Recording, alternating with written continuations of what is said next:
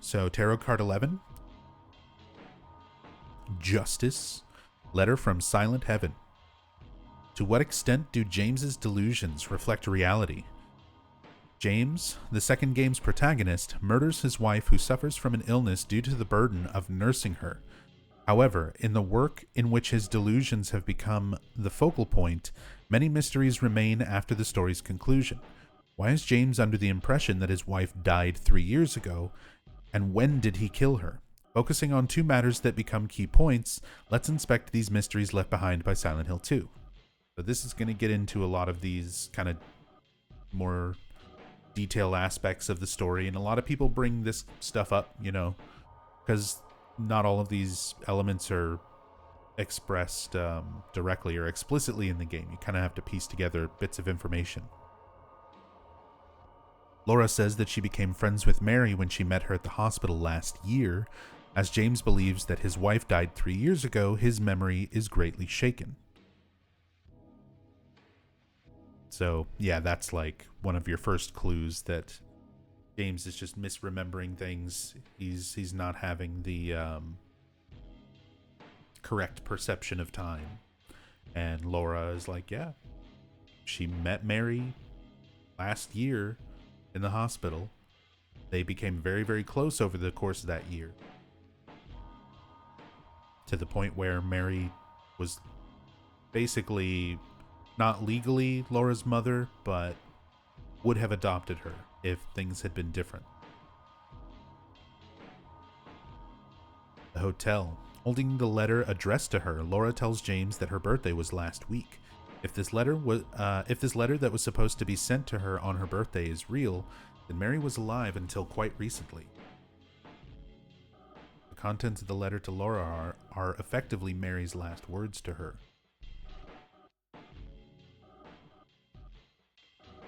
And Laura didn't interpret them as last words, though. Like, her being kind of a naive child, she misunderstood a lot of what Mary was saying in her letter, like saying that she was going far away to a beautiful place, meaning dying and going to heaven, and Laura thinking she's going to Silent Hill, this place that she always said was beautiful. For some reason, always thought Laura was a ghost. Nope. And Ito and other developers have said to clarify in more recent interviews and stuff that James, Laura, Eddie, and Angela are all real people. None of them are ghosts or manifestations or anything like that. Maria is a manifestation, and what's his name? Born from a Wish, Ernest Baldwin is a ghost. So there's like exceptions with that, but everyone else has been confirmed as like being real. I believe it may even go into some of that in part of this. We'll see.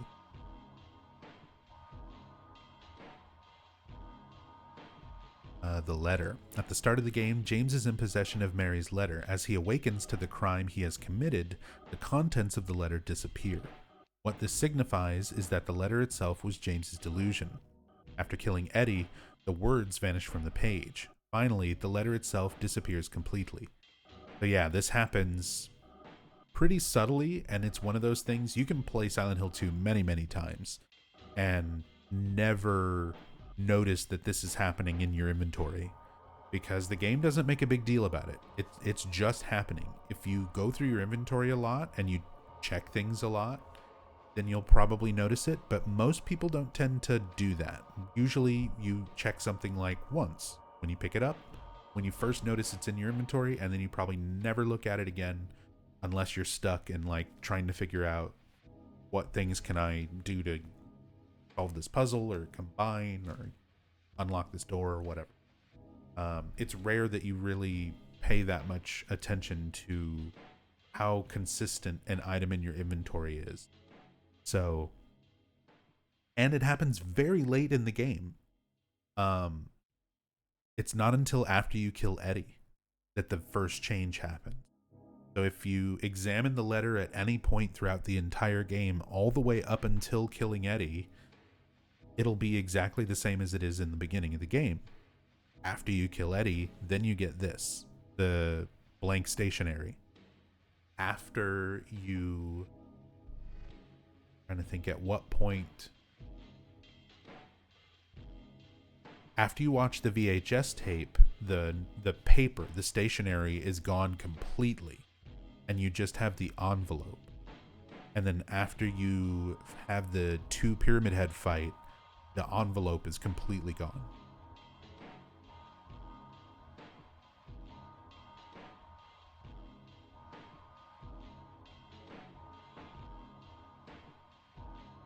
So this does happen, but if you're not paying close attention to your inventory at that point in the game, which again, a lot of people aren't, even after multiple playthroughs,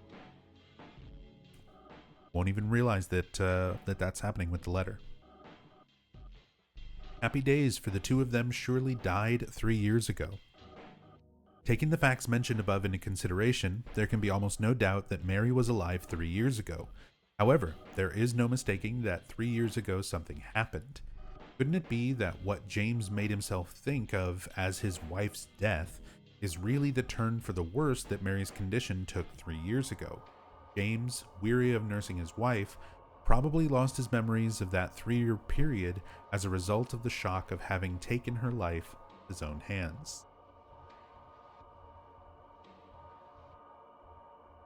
So that's something that had been theorized a lot as well, and you kind of get that written out.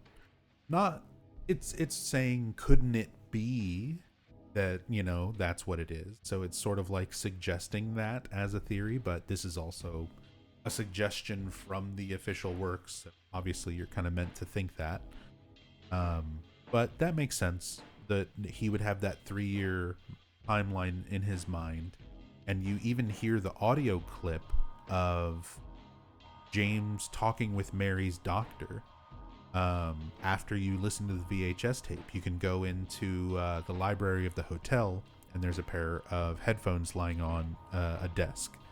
If you examine them, you get a little cutscene where it just shows Mary's bed, like floating in a foggy void. No other characters or props or anything, but you hear the audio of James talking to Mary's doctor, who's voiced by Dennis Fault, who's Walter Sullivan's voice actor. But you actually hear them bring up 3 years. The doctor mentions 3 years as like an estimated timeline for Mary's survival. So that's supposed to be kind of like when her condition was confirmed to be life-threatening, I guess. And that's sort of where James's hope, his idea, Mary died knowing that her time was so limited. But you do get that 3-year time period.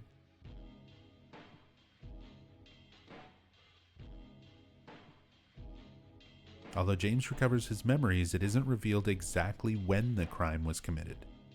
That's true too. You get an idea of a general time. You know that Mary would have been alive right up to like the previous week, based on what Laura says when her birthday was and what Mary wrote in her letter to Laura.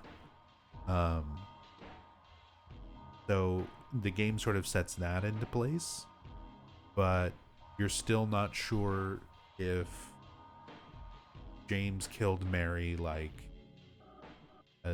right before he drove here, a day before, 2 days before. Definitely know it's not 3 years. And you know it's not more than a week. The real reason James came to Silent Hill was to take his own life in a place of memories. If this is the case, could Mary's body be in the car?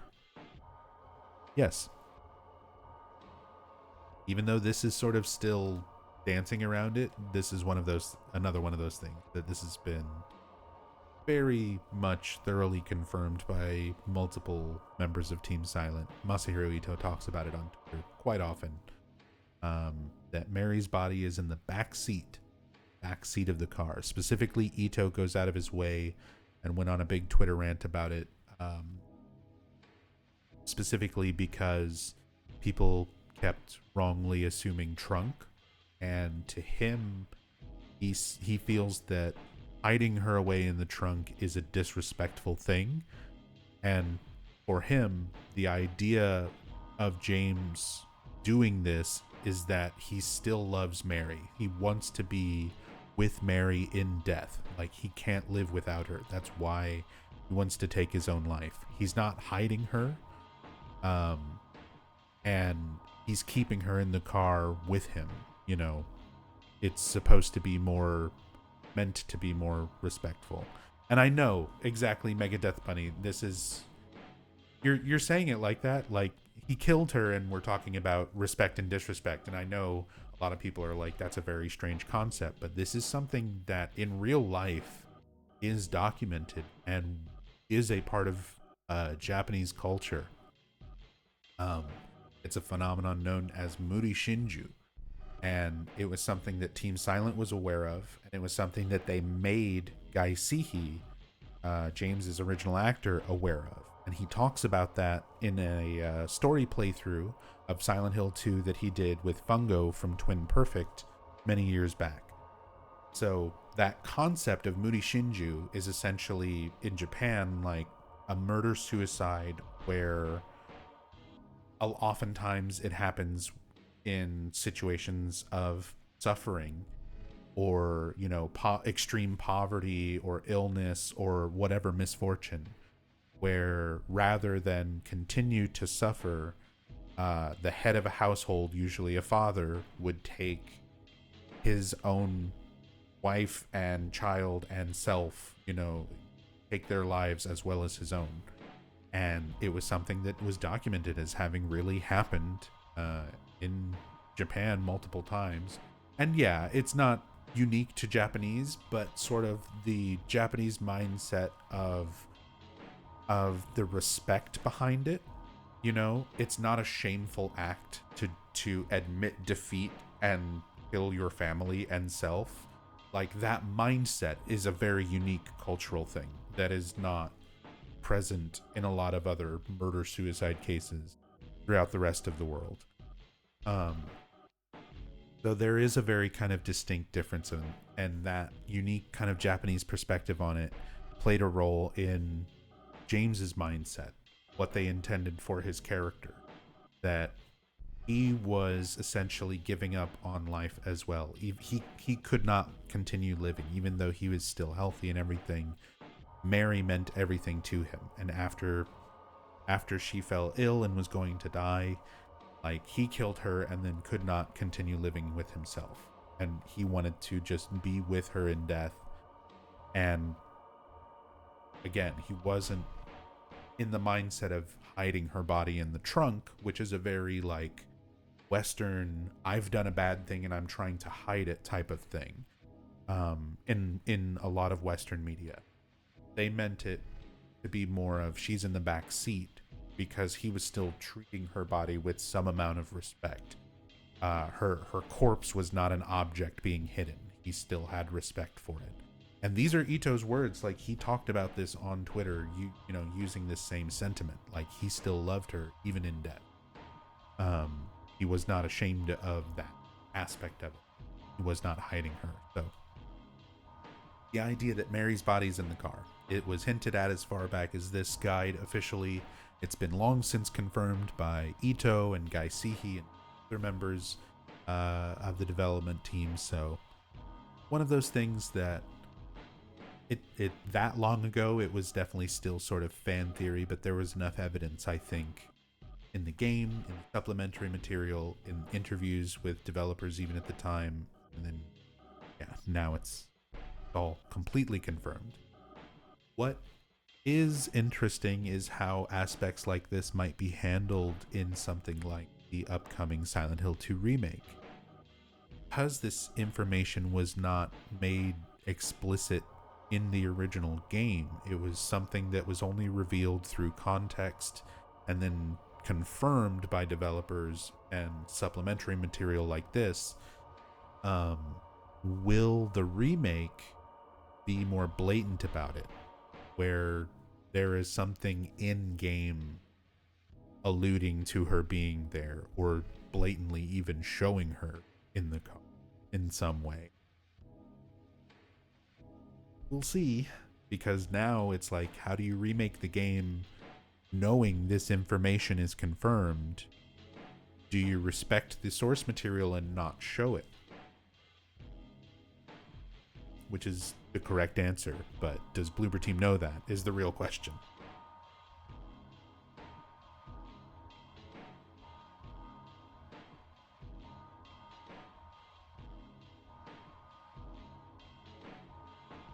Card 12, The Hanged Man. Douglas Cartland. One of my favorite characters in the series. The Morgue's card signifies the ironic fate of the private detective. The story of the third game begins with the occasion on which Douglas finds Heather. Although he was originally searching for her at Claudia's request, Douglas comes to assist Heather after Harry's death. In the end, however, it is beyond his power to help her. Creator's commentary. The Hanged Man card originally means self-sacrifice, perseverance, and selflessness. Douglas's ironic fate is expressed by this card, as he sticks his nose into Heather's affairs, but in the end is not any help at all. Hiruyuki Owaku. Damn. He helped. He drove her there. He broke into an abandoned hotel room. He did some stuff. He tried. Claudia kicked his ass, but what are you going to do? She has monsters on her side. She has powers.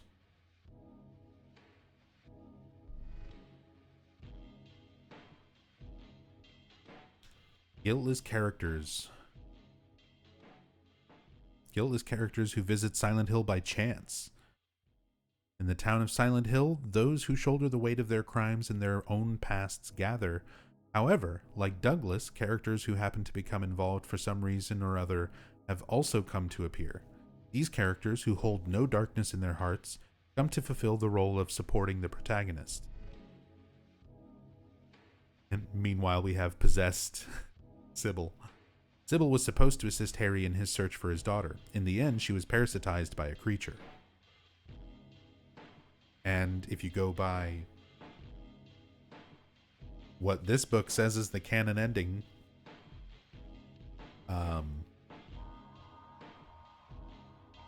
Harry kills her. Harry murders her after she's possessed by the parasite. Having gotten to know Mary in the hospital, Laura visits the place which held memories for Mary in the hopes of seeing her again.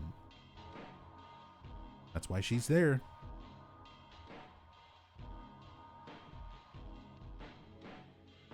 And if you go by, there was some earlier parts of this book that we covered last time that mentioned Laura essentially at some point running into Eddie and the two of them traveling to the town together.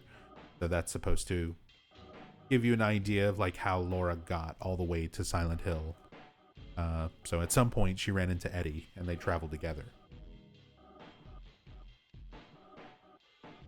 Yeah, nothing weird about that.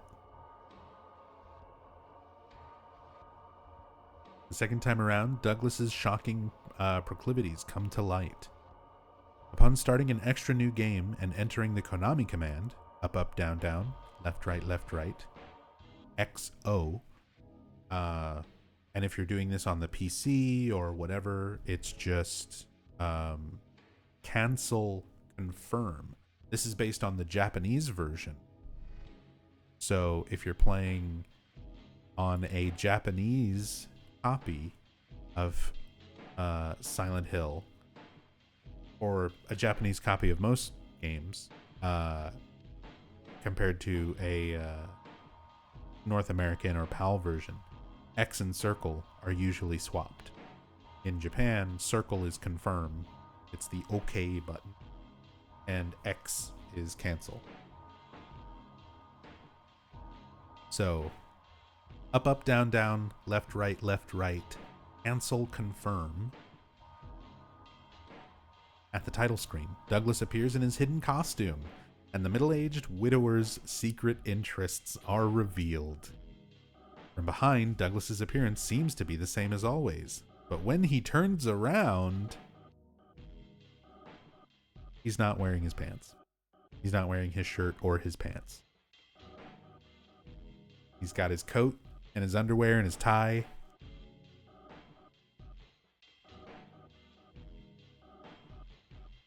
Naked Douglas run. Yep, this is a real thing. This is a real Silent Hill 3 extra new game unlockable.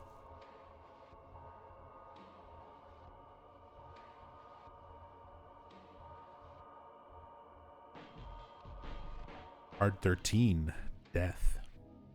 Holes. Falling and descending time and again to arrive at the abyss of the heart. In Silent Hill 2, holes, including vertical corridors and long downward staircases, appear repeatedly upon and after James's arrival beneath the Historical Society. James falls through these holes many times over as if lured by something. One can think that these holes symbolize the abyss which has opened up in his heart.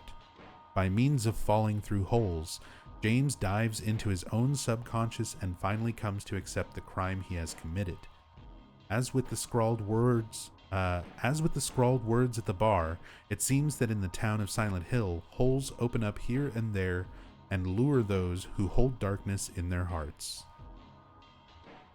And this is before Silent Hill 4 was a thing,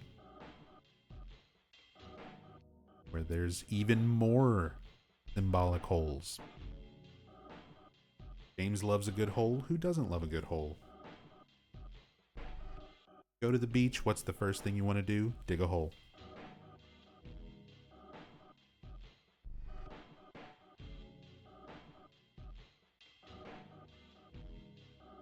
There was a hole here. It's gone now. Perhaps holes are entrances to the abyss of the heart seen only by those who bear the weight of misdeeds. Some very tiny screenshots of various holes. Which Silent Hill 2 hole is your favorite? I'm a big fan of this hole.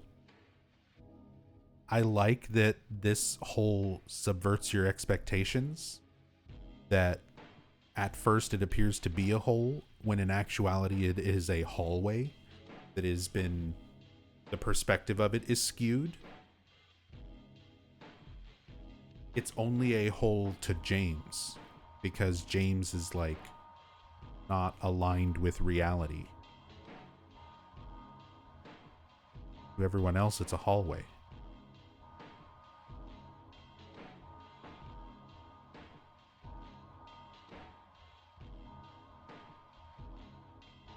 Speaking of favorite holes, strangely shaped elongated holes that suggest the birth of God. Although holes appear in Silent Hill 3 as in the previous work, Heather does not merely drop down them, but also ascends using ladders. It seems that the implication of the holes that appear in the third game differs greatly from that of the previous work, and so the hint is in the difference in the shape of the holes. That's your hint. Holes mean different things in Silent Hill 3. Silent Hill 3 is also the first game to have fall damage. You can actually fall into a hole and die. Or fall into a hole and land on a floor and take damage. There's only like 2 spots in the entire game where that is even a thing in Silent Hill 3. But that is a thing. That is a mechanic that a lot of people don't know about.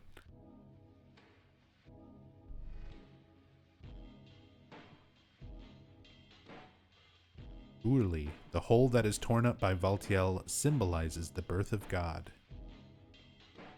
Vitaly's hole. Even in a painting in the church, an elongated hole is depicted. Could it have some ritual purpose? Yep. They show it right there on the floor. Foreshadowing. Creator's commentary. Although many holes also appear in the third game, these ones are oblong and elliptical in shape. In other words, they are depicted as a birth motif. The holes which appear in various scenes are related to Silent Hill 3's themes of life and rebirth. The design drawn on the Eye of Night card is also related to holes. Hiruyuki Owaku. It means vagina. They're trying their hardest to not say that word. Birth motif? Birth in quotes.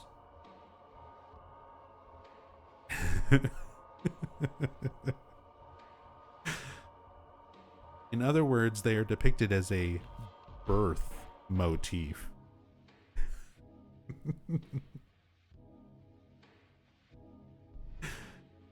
Listen, I've seen Masahiro Ito's Pixiv account. You can say vagina. Ito will gladly tell you all about it. Draw you a fucking picture.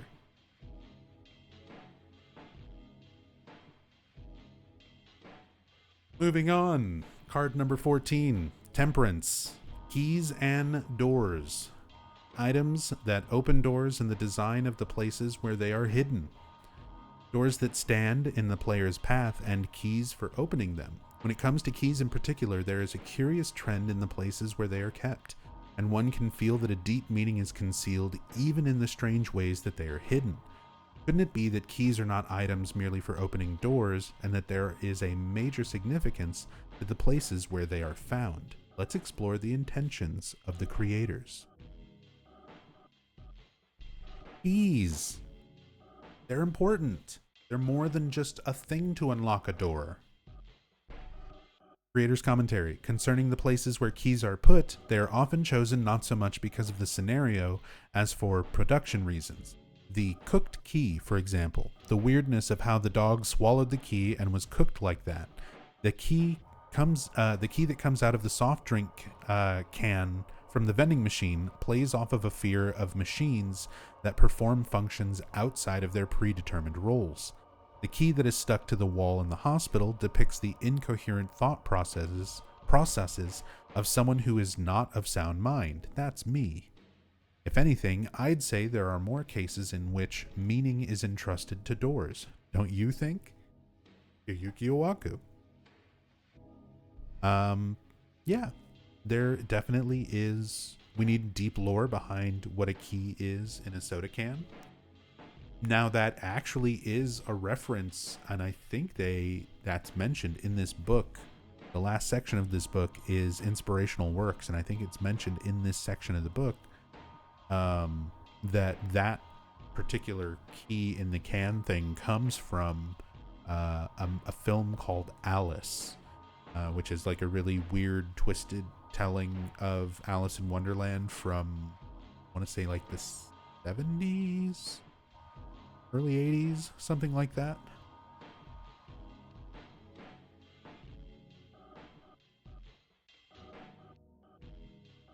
But there is deep lore. Like, that's the thing. This is another one of those things that's easy to kind of look at on a surface level without kind of this understanding. If a developer were making a Silent Hill game and looking at a surface level and saying, well, what's in a Silent Hill game? Gotta have doors. You gotta have doors that don't open. Gotta have doors that sometimes open and need a key. And you just sort of have a key for the sake of having a key. And it just feels, it's just there. It's just kind of pointless. Whereas they had more meaning behind this. They wanted it to, even if it's just how the key itself is presented in like a strange way, you know, why did this dog eat this key and then get cooked, and like now you're having to pick it up and take it, you know, they give you more meaning behind the items in your environment beyond just needing to serve a function in the game. The irrationality of such an improbable thing happening bewilders the player. Doesn't it bewilder you? Why is this key stuck to a wall with all these other weird things? Are you not entertained? Are you not bewildered? From Silent Hill 1, keys for eclipse. The word eclipse comes from astronomy. There was an eclipse recently that we got to see. Once in a lifetime total eclipse across many populated parts of North America. For example, a solar eclipse occurs as a result of an overlap of the positions of the sun and moon. This can also be interpreted as signifying the overlap of Alessa and Cheryl. Upon opening the door, in an instant, the town is enveloped by darkness, and light around Harry is literally blocked off. Keys for eclipse. Light is eclipsed. Everything is eclipsed, signifying the overlap of Alessa and Cheryl.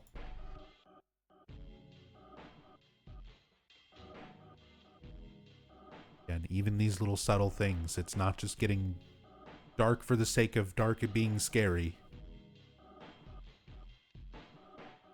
Keys to the eclipse are a hint to what's going on, and even the eclipse itself is symbolic.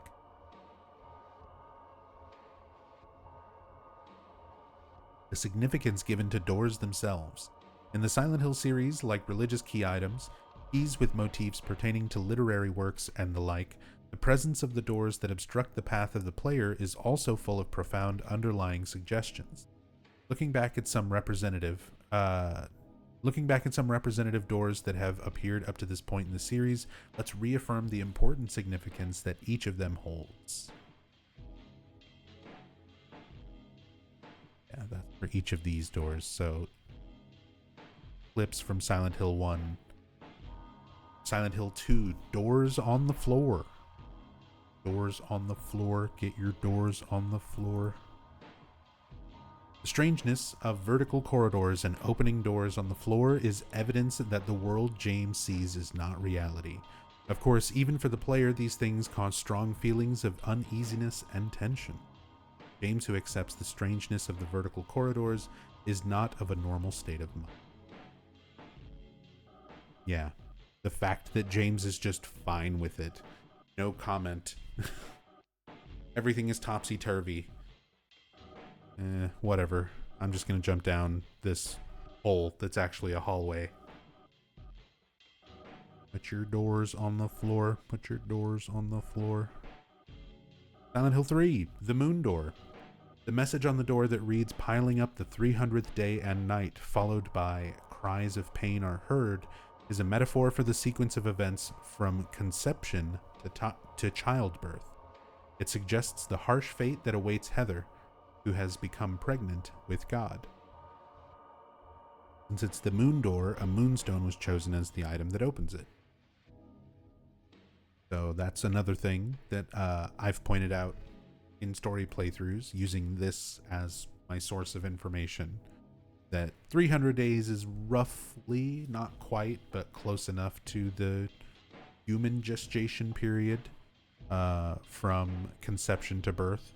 So makes sense given all the other symbolism, quote unquote, birth motifs. Oh man, I'm gonna have to use that forever now. Yeah, makes sense.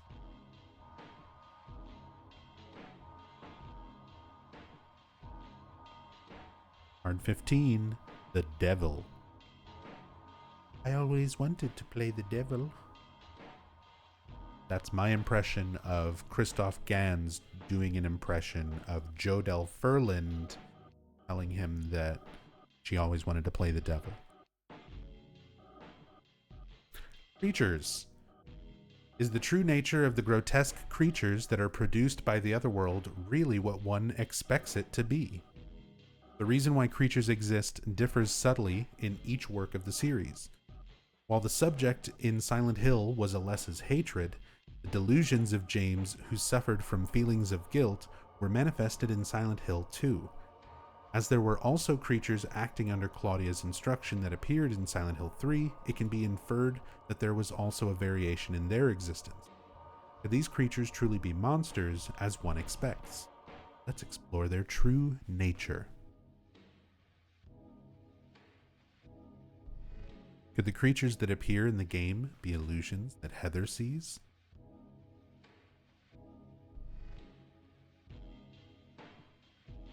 Creator's commentary. Concerning the true nature of creatures, I think various explanations are possible. Even now, I get lots of questions about the true nature of creatures. Although I don't intend to suggest the correct interpretations here, what Vincent says in the library room, monsters? They look like monsters to you? Is something that was provided as an answer to this question. Hiroyuki Owaku. Vincent points out that Heather takes pleasure in defeating the creatures. There you go. Owaku says it is what you want it to be.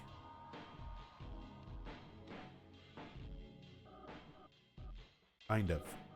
He also says Vincent is telling you the answer. It's definitely not people. We know that much. It can be anything you want except people. Except if you think it's people, then you're wrong. Sorry. I don't make the rules. Making of creatures. Although its silhouette is human, the creature has an organ that shouldn't be there. It's got a lot more than a misplaced organ. Many creatures that appear to be completely integrated with matter have appeared in the series. A rough sketch of the pendulum, although there are traces of the human form, it is entirely changed into a thing with ambiguous implications.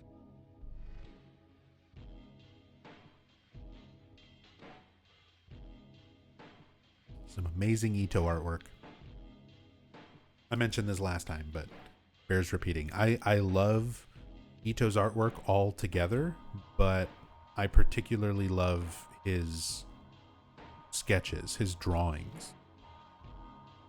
You can hear, yeah, the fucking pendulum. You can hear the picture. Creator's commentary. In older drawings, the demons are depicted as monsters with horns and fangs. This is because the target at that time was the fear inspired by wild animals, and so in order to express the scariness of the demons in a way that was modernistic, another motif was necessary. Fundamentally, human beings harbor a fear of others, and in particular, a fear of that which is impossible to comprehend. Therefore, the human form was made into a motif, and many creatures that are as if dissimulated into living things with ambiguous implications came to be designed. Masahiro Ito. So, Ito explains, yeah, that's a wonderful way of like breaking that down. It's like you start off like, yeah, monsters and demons and wild animals, but what's scarier than other human beings? Especially human beings that are not correct. A fear of that which is impossible to comprehend. Something that's somewhat human-like, but also not comprehensible. The rumors from 4 years ago were true. The rumor come out. Does Bruno Mars is gay? A disclosure of the whole story of the phantom creature. In the first game, there was actually a child-type creature that was discarded. Not for America. Pew pew, shoot off the guns. Raise the flag. Pledge allegiance. We got them little kids that you can shoot in the school, even though PAL in Japan and everywhere else didn't. In the first game, there was actually a child-type creature that was discarded. When Silent Hill first went on sale, rumors about this became a topic of conversation among some fans. Accordingly, if one checks the preview images of Silent Hill that were presented to the public at E3 of 1999, sure enough, there is a creature that doesn't appear in the game. The truth is that the mumbler that appears in the elementary school was pronounced no good as many as 3 times by the ethics community, which was something that gradually gained quite a bit of notoriety. I wish they defined this better. Let's introduce the whole story of the design changes that stretch from the phantom creature to the mumbler. Child-type creature that was rumored by some to exist was real after all. I love that they've got these screenshots from the early demo and stuff showing it, which a lot of this stuff is also still in some of the game files from release versions and demos. Creator's commentary.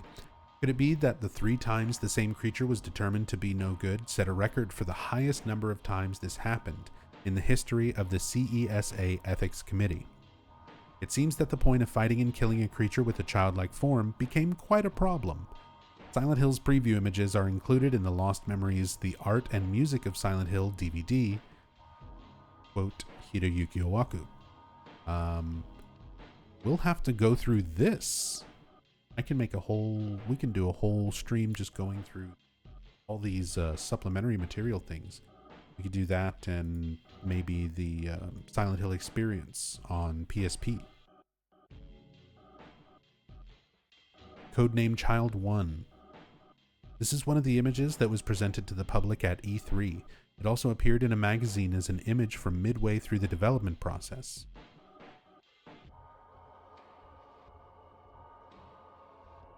The child-type creature that appears in the classroom is extremely shocking.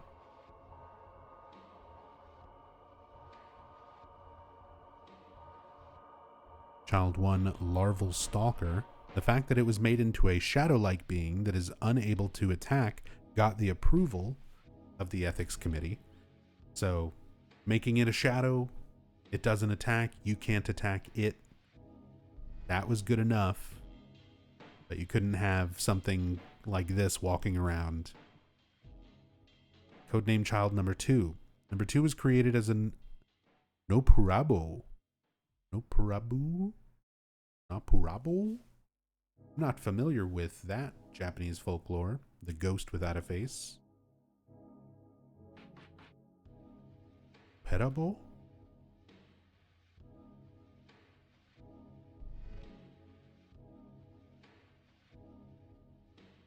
Perabo.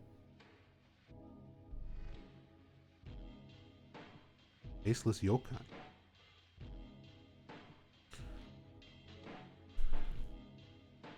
I bet Rachel knew that one.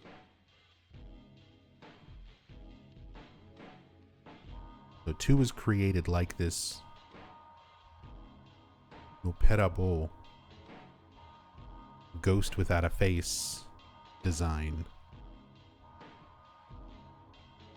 Compared to child number 2, this humanoid creature is somewhat larger. The head was modified. Changed the body up a bit. Altered the head. As for the stalker that appears in nowhere, child number 2 was made into a silhouette. Codename Child 3, a creature that was designed anew. It appears in the North American edition of the game. Pew pew. And even that version, yeah, had to get redesigned. Like no release version of Silent Hill got these variations of it. Closest you got was this in the North American one. And then child number 4, the Mumbler. Because the humanoid silhouette was abandoned and hook-like claws were added, permission for the domestic release was finally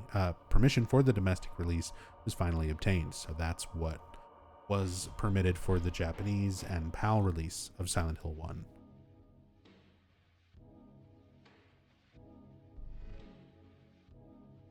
Too bad the child number 3, codename Child Next Door, this concept art is not reflected very well in the limitations of PS1. Again, one of the reasons why it's like, I would have loved, if you're going to remake any Silent Hill game, I would have much rather seen a lot of these creatures from Silent Hill 1, like, redone properly.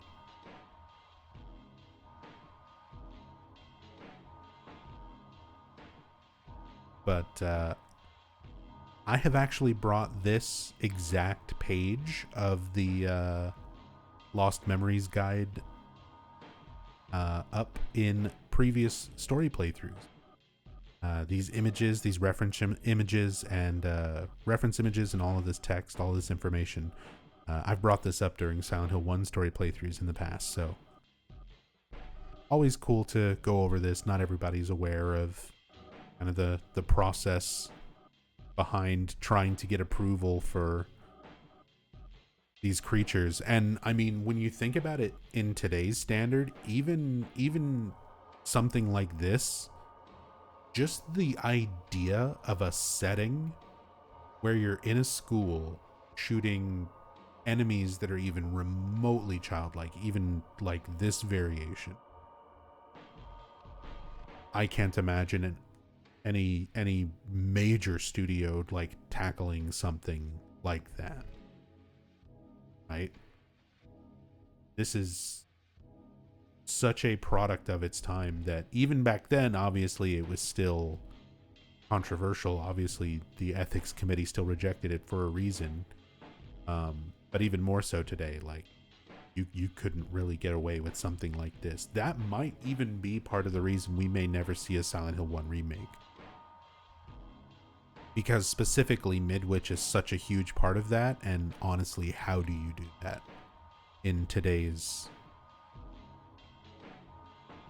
socio-political climate?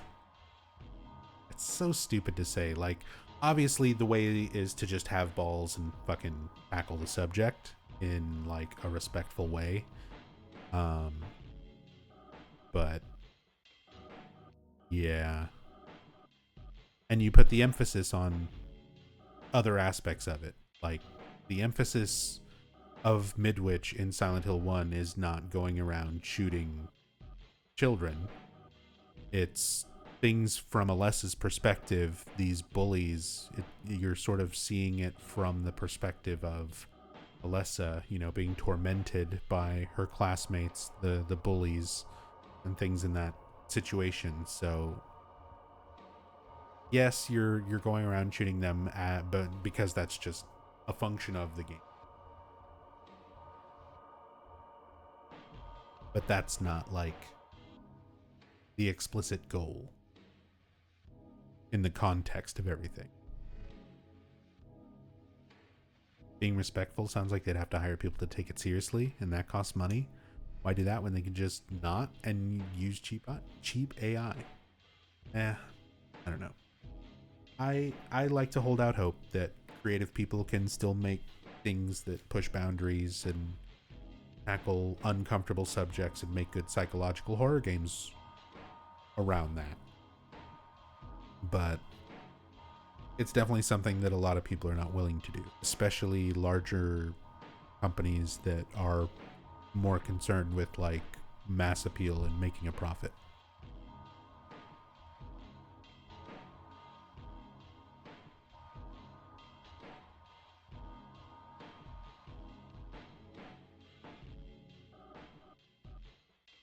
Of course, for the majority of people playing through and not analyzing things at a deeper level, all they see are those problematic elements at surface level. True. But that is still a perspective that you have to take into consideration, you know? Even though we're very familiar with the games and the symbolism and the context of everything, there are a lot of aspects that to somebody who you're just trying to show, because at the end of the day, it's a video game, like, needs to be advertised. People need to want to buy it. It's got a cover that has to be displayed on websites and store shelves and digital storefronts and whatever else. So there's all these things that have to be taken into consideration for people who don't know what it is and are only going to see it at a glance. And if something comes off as problematic at a glance, like, that's all it takes. Even if it's something that's not explicitly in the game, if it's something that comes off as problematic, then the entire reputation of it goes out the window. Good example of that. There's a game recently. I can't even recall the name of it. I just know the memes and shit around it because of the way people talk about it as being the incest game. And literally me just referring to it as that, a lot of you just now immediately knew what I was talking about.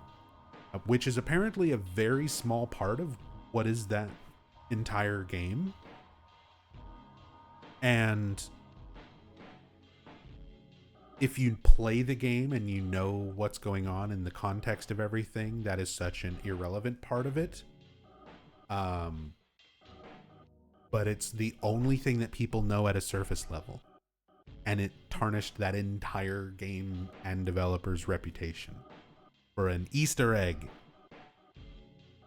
Because that's what people get at a quick glance. So that's the thing. That's the problem. Is if you're making a game and you're trying to put something out about it, even if you do have something that's really off the wall and really boundary pushing, no matter how hidden or tucked away or whatever it is, if it becomes known, and it will, because that's the nature of social media and the internet and everything today. Information, once something's out there, it's out there. People will focus on what they want to focus on. So if you make a Silent Hill game that's got like one little problematic element, remake of Silent Hill 1 lets you shoot a child in a school, you get a headline, it goes crazy, and then people don't understand anything at a cursory glance. Fucking concept in a video game. It's a monster that represents something that tormented a fictional character. But yeah, if it looks bad on the surface at a cursory glance, then that's all it takes to mess things up.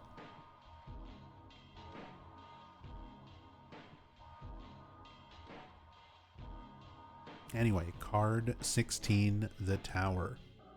The cult. A long-standing religious tradition native to the region is twisted by history. The town of Silent Hill is where Claudia and Dahlia took steps to bring about the revival of God, and where in the second game James attempted to resurrect his deceased wife. It is a town that has an indigenous belief system that has been passed down over the years, with the appearance of nothing but unearthly rituals and fanatical priests. Over the course of the series, players have never clearly seen the true essence of the town's religion. Exactly what is the nature of the faith that originates from the town's former inhabitants? Concerning the history of this area, which was revered as sacred ground, and the doctrine which became the foundation for this faith, let us arrange a delineation of the relevant documents and dialogue from the series. Creator's Commentary. The religion of Silent Hill references various elements of different religions, such as the origins of Christianity, Japanese folklore, and Aztec rituals. Original Native American beliefs have to do with animals and spirits that dwell in places and borrowing their power to make oneself stronger.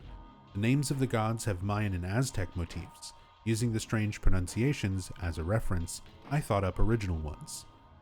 Hiroyuki Owaku. So that is where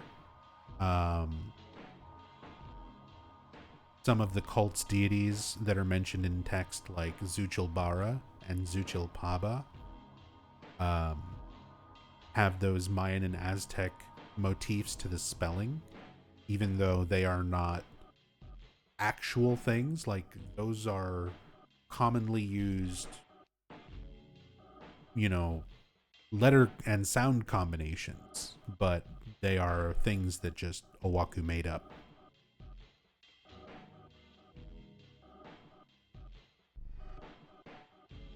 History. Before settlers first came to Silent Hill, the future site of the town had come to be valued as a holy place. The ceremonies that were conducted on this land became a model for the present-day cult faith. It is important to note, however, that the native religion is not the same thing as the cult. Think of them as being like Japan's Shinto shrines and Jizo statues. The altar under the antique shop from the first game. Doesn't it seem to bear a striking resemblance to a household Shinto shrine in Japan? And it is. That's relatively similar to like what you would have set up for someone who's Shinto follower in Japan. You'd usually have or you see them pretty commonly for like loved ones who've passed away, with like the bowl with incense and similar things. So it is kind of arranged with that similar look to it. It seems that when the town's former inhabitants still lived here, strange rituals were conducted on this holy ground. Photo hanging here. And yeah, just all of the little hints into the town's history that you wind up getting. James examining some of the photos, learning about all of the not only the Native American tribes. He reads about that in the Lost Memories book, and then he finds the paintings, the prison and Brookhaven being built, or after they were built, in the Historical Society. But there's all this stuff alluding to the history and it being a holy ground. And Mary, of course, obviously aware of that from the dialogue in the VHS tape, where Mary's explaining, you know what I heard? This whole area used to be a sacred place.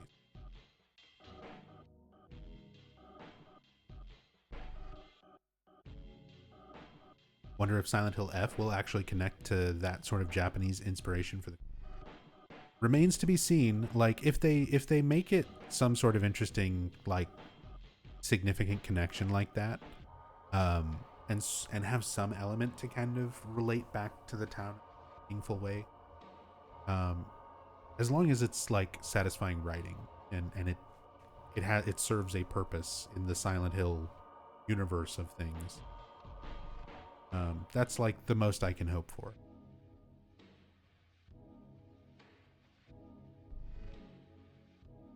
Dogma. The basis for what the cult believes is derived from a myth that has been passed down over the years. In summary, once God set out to create paradise and her power ran out, but someday God would be resurrected once again. The doors to paradise would be opened and everyone would be saved. One detail unique to this religion is the idea that during the dawn of humanity, there was only suffering and hatred. It would seem that this has become a foundation for this unique belief system. Voice of a believer that suggests self-sacrifice. One imagines that there were many such fanatical devotees. Yeah, it doesn't really specify who wrote these bloody passages. This is the hallway leading up to the church right before Heather confronts Claudia right after defeating Memory of Alessa. The 6 paintings displayed in the chapel are a depiction of the myth that is the basis of the cult's doctrine. Some artwork here by Hiro Usuda, who, of course, shouted out last time. I'm going to do it again.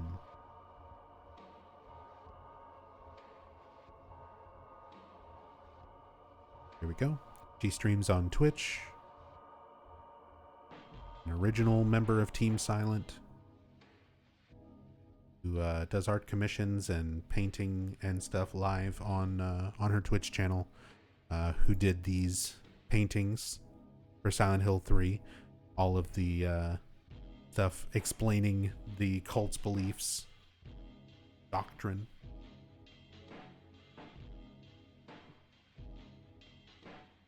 Hey Nub, do you know about the Silent Hill 1 level viewer? I spent hours looking around with it when I got my hands on it. Could be a good stream material too. Yeah, I've got a few different level viewers and files and things like that on backed up on some hard drives. And then there's been some newer ones that have been developed and some updates to the ones that I've got. Yeah, that could absolutely be something to potentially do for a future stream. System. The popular beliefs native to the region began to take shape as a religion several decades ago. A rapid expansion took place over the course of a few years that was the result of Vincent's achievements. It can be surmised that Alessa, who was born around 30 years ago, was established as a saint in the cult, and thus the structure of the organization was only recently put in order. So it gives the idea that things kind of fell apart after Silent Hill 1, but Vincent helped build it back up for the most part.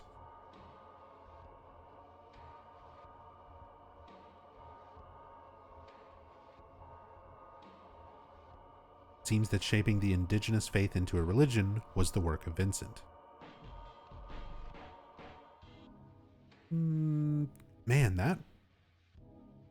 that implies quite a bit. That puts a lot more on Vincent's character than I would initially think. He seems like he's going along with the cult, like he's obviously been a part of it and is a trusted member of it to be in his position of power, not to mention financially how much he helped the cult grow. But to suggest that like the change of the belief structure between 1 and 3 was Vincent's manipulation?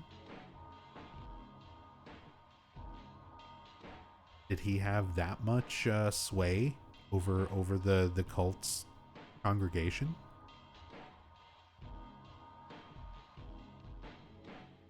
That's a lot more. That's a lot more than credit than I would initially think to give him.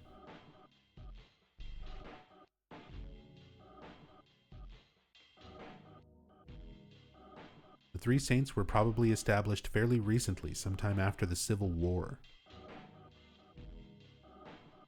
And they don't even show the paintings for the other one, the other two, because it's Saint Alessa, and then to the left is Saint Jennifer, who I believe would be Jennifer Carroll, the one who there's a statue in Rosewater Park in Silent Hill 2.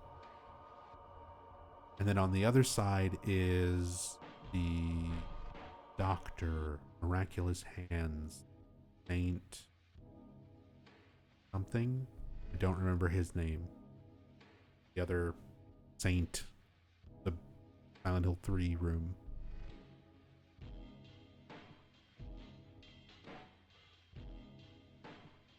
Michael? Not Michael. Not like a reference to Kaufman or anything. Nicholas? Yeah. Jolly old Saint Nick. That was him. Is it Nicholas? Now you got me questioning it. Anyway. The structure in which many lesser gods appear under the chief deity differs greatly from Christianity.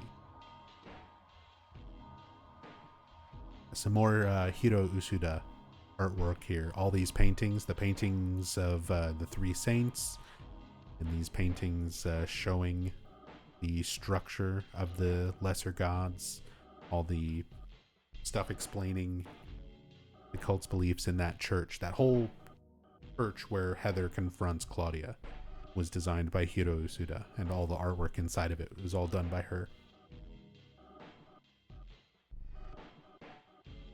The Otherworld's Church sheds light. The Otherworld's Church... I cannot fucking talk. The Otherworld's Church sheds light on the history and true image of the religious organization. Although the church that appeared in the first game was Christian, the design of the church in the third game is unique to the cult. It can be surmised that the cult's influence grew over a period of 17 years before the church was constructed. Furthermore, it is established that the underground area of the Otherworld's Church is in fact a ruin where the town's former residents once conducted rituals. If one examines the walls in detail, it becomes apparent that there are new discoveries to be made. So this is the seats, the little area surrounding where Heather confronts Claudia at the end of the game. which I believe this mention it. Yeah, it was designed, inspired by the British Parliament layout. What appear to be murals on the walls in the church's Otherworld indicate that this place is a ruin. Unlike an ordinary church, the followers' seats are constructed to face each other. It appears that the underground chapel is a ruin that was sealed up until now. So they're actually uncovering, like, old ruins. Vincent did this. Claudia did this. I guess Vincent paid to unearth all of this so that their church could have a place to perform these rituals. The underground area of the Otherworld's church is in fact a ruin where the town's former residents once conducted rituals. I always just sort of viewed it as a nowhere nightmare version of the church, rather than an old ruin that sort of either exists or is being brought into existence through the Otherworld, similar to like the prison being brought into existence in Silent Hill 2, even though it's like not historically in the present day, it is not there anymore. The two are Saint Nicholas, miraculous hands, a doctor of God, and Saint Jennifer, unwavering faith under death's blade. Thank you, Kabi-sama. It is Saint Nicholas. Yeah. I made the joke about it, and then as I thought about it, I'm like, that actually does sound like it might be right. That's why I second guessed it. Thank you for double checking. But yeah. Saint Nicholas. How could I forget that? And Saint Jennifer, along with Saint Alessa. Yeah, that was always my assumption, is that Saint Jennifer is Jennifer Carroll, the statue in Rosewater Park that you find in Silent Hill 2. He was the one who was persecuted by the Christians, presumably called out for her faith, not being Christian, and killed or executed because of it. And her faith was unwavering, even when sentenced to death. So she's immortalized as a saint to the cult's beliefs. Santa is in Silent Hill. It's canon.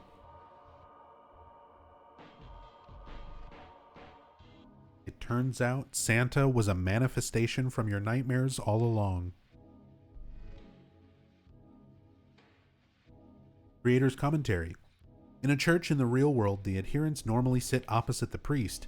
However, in the Otherworld's final church, the priest is encircled by the adherents. It calls to mind not praying to God, but everyone in attendance watching a ceremony taking place in the central area. Don't you think the design has a motif inspired by the British Parliament? Masahiro Ito.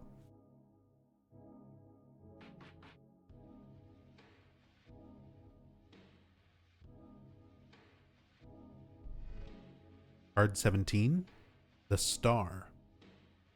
Motif. Motif, motif, motif. Has the word lost meaning yet? Motifs in the solutions to riddles chosen to include meaning and purpose in the works of the series. Puzzles are important. There's meaning to them. They're not just things to waste your time.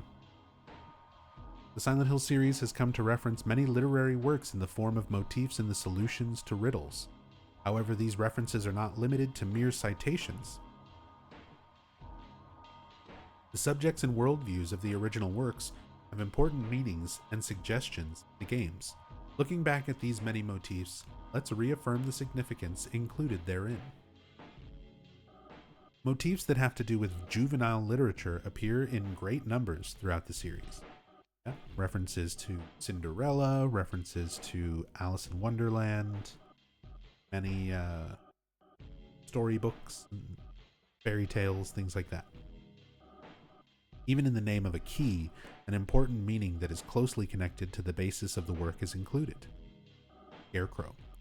References to The Wizard of Oz when you're opening the door to Eclipse Juvenile. The ones that are used most often as motifs that appear in the series are juvenile literary works that began as fairy tales. Making use of these many different works relates the Otherworld itself to the depths of the consciousness of the young girl called Alessa. The fact that the works that she loved appear in the Otherworld clearly indicates that the Otherworld is a manifestation of Alessa's mind.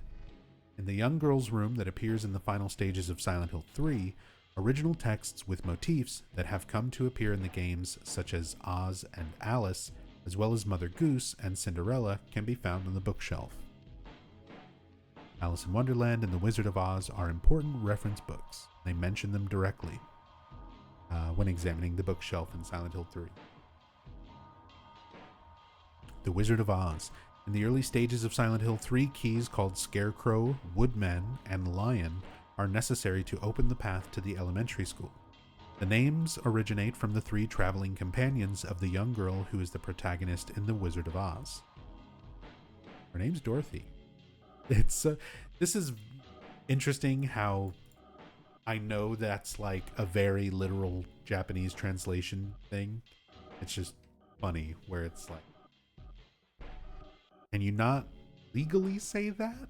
You're referencing these works anyway. So I don't think it's a legal issue.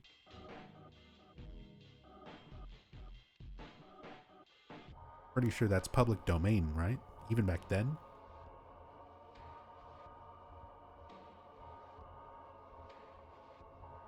Alice in Wonderland. In the first game, plates of Turtle, Hatter, Cat, and Queen appear as items that open a door in the hospital. These names all originate from characters that appear in Alice in Wonderland. Grimm's Fairy Tales. In Silent Hill 3, Cinderella and Snow White appear in the solution to a puzzle in the Martian travel at the amusement park. The stories of these 2 young ladies also appear in the solution to the music box puzzle in the hotel from Silent Hill 2. Lots of references there. Get the Cinderella and Snow White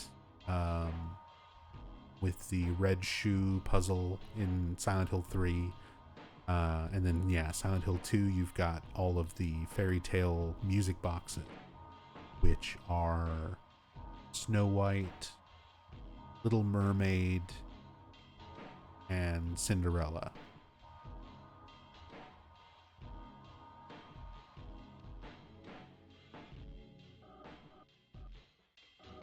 The Monster and the Priestess. This fairy tale, which appears in the office building in Silent Hill 3, is the only one that is completely original. Of course, it goes without saying that the priestess in the fairy tale, who once died and returned to life, most likely signifies Heather, Alessa. Yeah. An interesting story, and the perspective of how it's written, how it's sort of like a childlike kind of quality to the drawings when you pick up the actual storybook pages, implies that it may have been written by like a cultist, even Claudia herself, when they were young, in reference to Saint Alessa.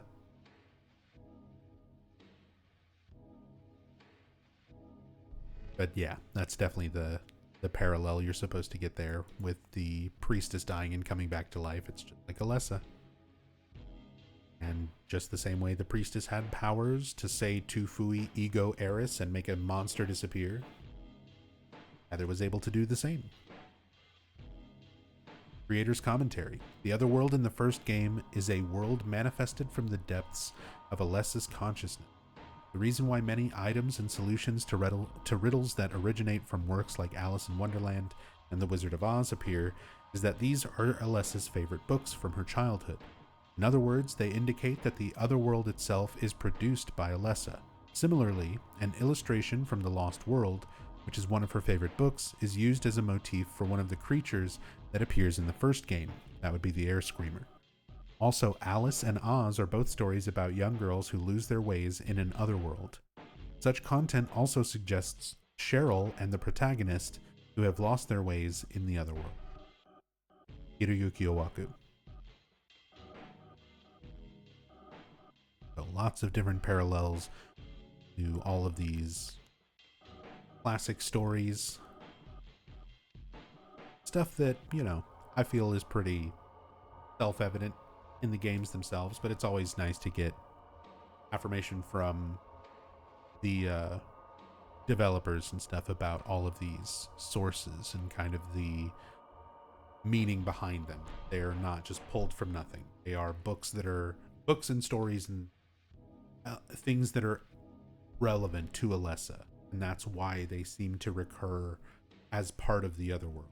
It's like this aspect of Alessa that is still kind of trapped in the Otherworld and manifests itself through those things. Poem. A poem is employed in the solution to the riddle in the crematorium under the hospital. When the riddle level is set on hard, a long and complex poem appears. This poem is based on a piece of poetry from Mother Goose called Who Killed Cock Robin? In Europe and America, everyone is familiar with poetry from Mother Goose. What significance could its appearance in Silent Hill 3 hold? Yeah, everyone in Europe and America is familiar with Cock Robin. This esoteric poem was created with a motif of the original work.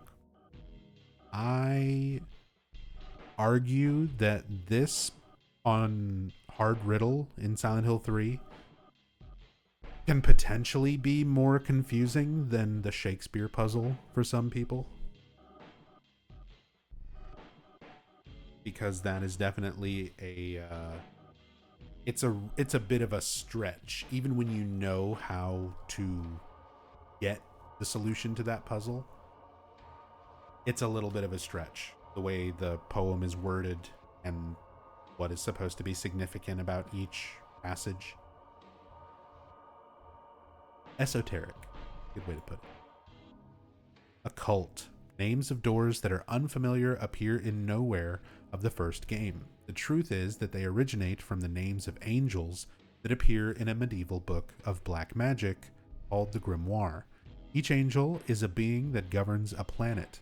Ophiel rules over Mercury, Agath rules over Venus, Phaleg rules over Mars, Bethor rules over Jupiter, and Eratron rules over Saturn. Why were these doors given the names of angels? Also known as the Olympian spirits, if you were to look that up. But that's another bit of lore that I've gone into a bit more depth on Silent Hill 1 playthroughs in the past as well. Sourced from this book. That's why I like going through a lot of this. This is essentially where a lot of the things that I've gone over and talked about in story playthroughs and stuff over the years. Much of that comes from this book, and it's been a long time since I've gone through it, and it's always good to sort of go back and kind of think about this information with new context, you know, with a different understanding of these games and the series and the developers' intentions since I last went through all of this information, which was a pretty long time ago. I can't remember the last time I sat and actually went through this entire book page by page. I pull up bits of it and reference for story playthroughs and stuff over the years, but sitting and doing this, reading the whole thing front to back, I probably haven't done in like 14 years? Something like that. It's been a long time.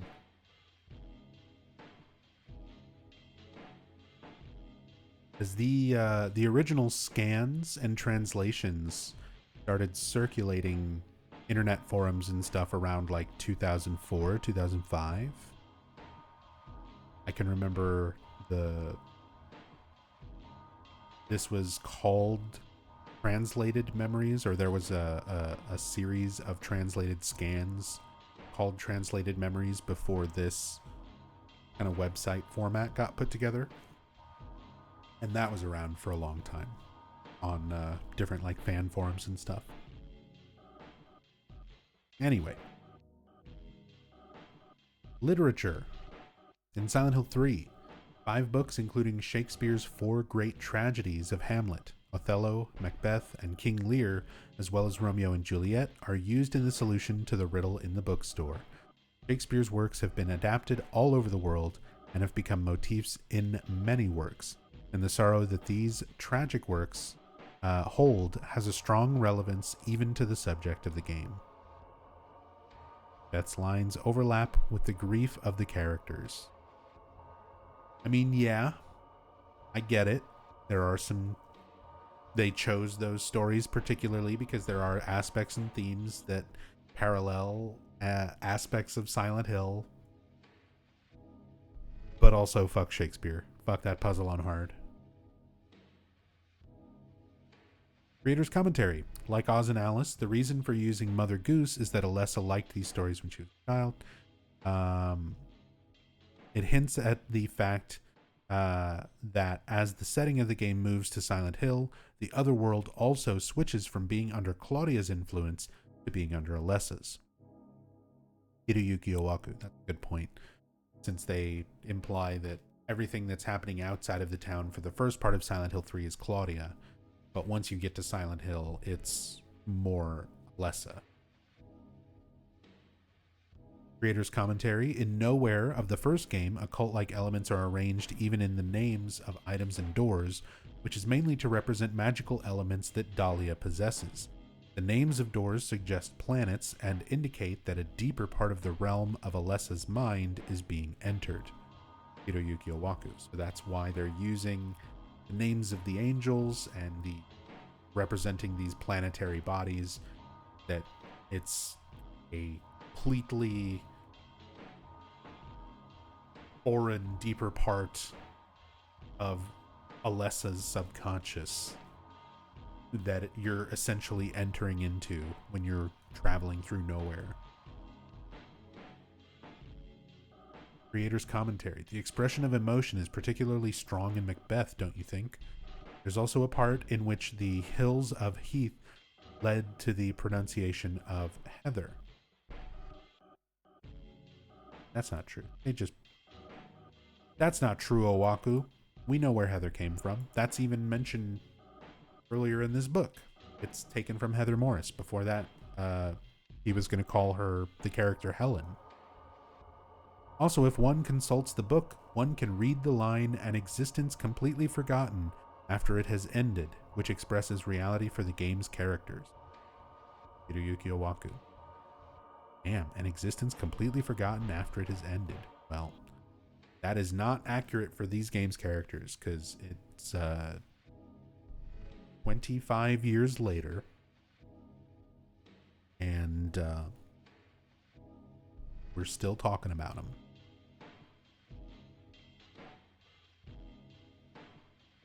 That's kind of funny, though. The hills of Heath, or Heth, led in Macbeth. I'm not even familiar enough to recognize that line, but led to the pronunciation of Heather. That's so funny. Trying to tie it in as being a significant Shakespearean reference, but it's like, no, they named it after Heather Morris, the Heather's voice actress. Before that, Hiroyuki Owaku named the character Helen.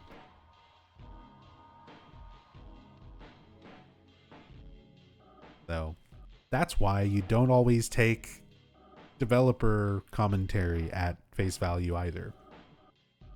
They're also just human. Sometimes they get things wrong. Sometimes they embellish, whatever. A summary of the works that have become motifs. The Wizard of Oz. Dorothy, who is blown by a tornado into the land of Oz, heads for the capital city with 3 comrades in order to return to the world she came from. Alice in Wonderland. While chasing after a rabbit, Alice falls down a deep hole and loses her way in a wonderland inhabited by strange animals. Macbeth. Trusting in the witch's prophecy, the fearless General Macbeth murders his own friends and acquaintances one by one and is drawn into a world of nightmares. Hamlet. From the words of his father's ghost, Hamlet knows how his father, the king, met his end. He feigns madness in order to take revenge on the new king. Romeo and Juliet. Despite being from opposing families, Romeo and Juliet fall completely in love.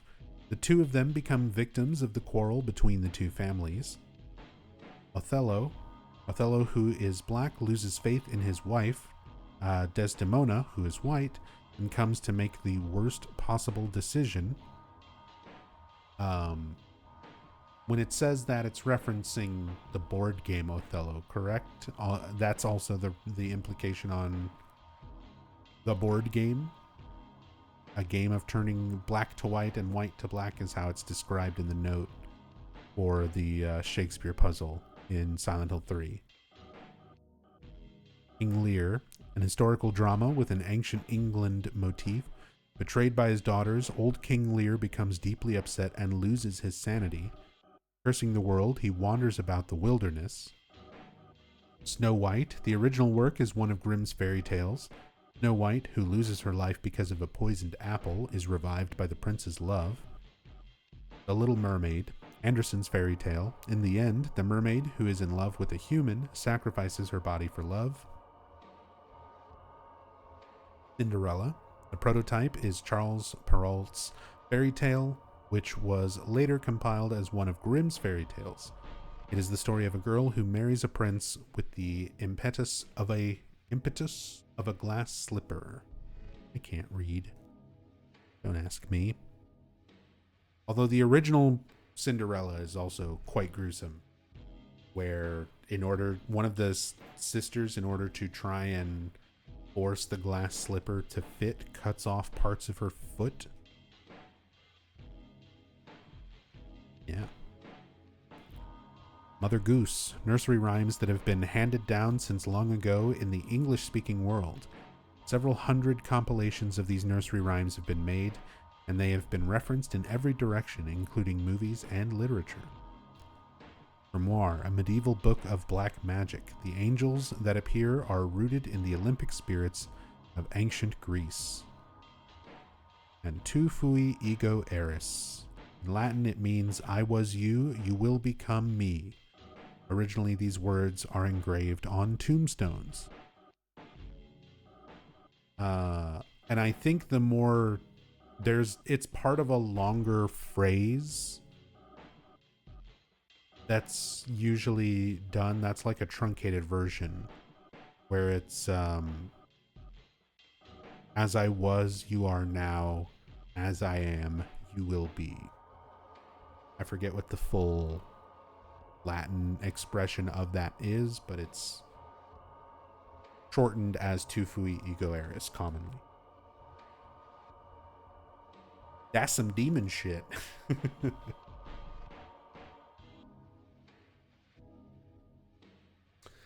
18, the moon. Vincent, he's the moon. A professional who uses Heather and the cult for his own personal gain. Despite the fact that he's a priest in the town's religious organization, Vincent actively opposes the rebirth of God. Using the contributions of devotees, he has been able to greatly expand the cult, and it is known that he forces some of the cult's adherents to donate to the church funds. Vincent's goal is to make money using the church. Although it is his plan to tie Claudia's and Alessa's special powers to faith in the church, he has no desire to take it so far as to actually see God restored to this world. For this reason, he intends to approach Heather and prevent Claudia from carrying out her plans. Yeah, he does not want to be zapped into paradise. He likes making money. Creator's commentary. The moon card can mean uneasiness, distrust, or inconstancy.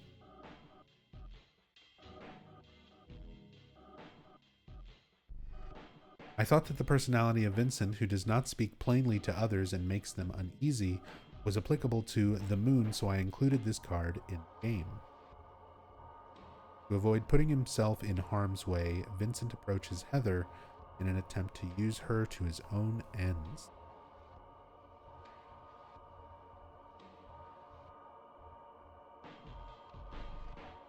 Vincent's kind of a manipulative dick. Even more so if you're going off of that information previously, where he even influenced the new sort of direction of the cult's beliefs. I'm not sure I'm not sure I comprehend that. I'm not sure if I accept that as accurate. I have to send some tweets. Power of the seal of Metatron that Vincent clings to is... Vincent believes that the seal of Metatron has the ability to defeat God, but... Lots of ellipses. In the first game, this seal is inscribed in many places around town. I don't remember this being here before, ellipses. For some reason, Leonard protected the seal obsessively. He actually believed in it. He believed he was appointed the guardian of it. Creator's commentary. To the town's religious organization, the Seal of Metatron is an ordinary talisman with no particular significance. As Alessa was unable to spread this crest throughout the entire town in the first game, its power was never demonstrated. In spite of this, both Vincent and Leonard misunderstood its abilities. Hiroyuki Owaku. Maybe I also misunderstand its abilities, because I thought that it was demonstrated what it's doing in Silent Hill 1.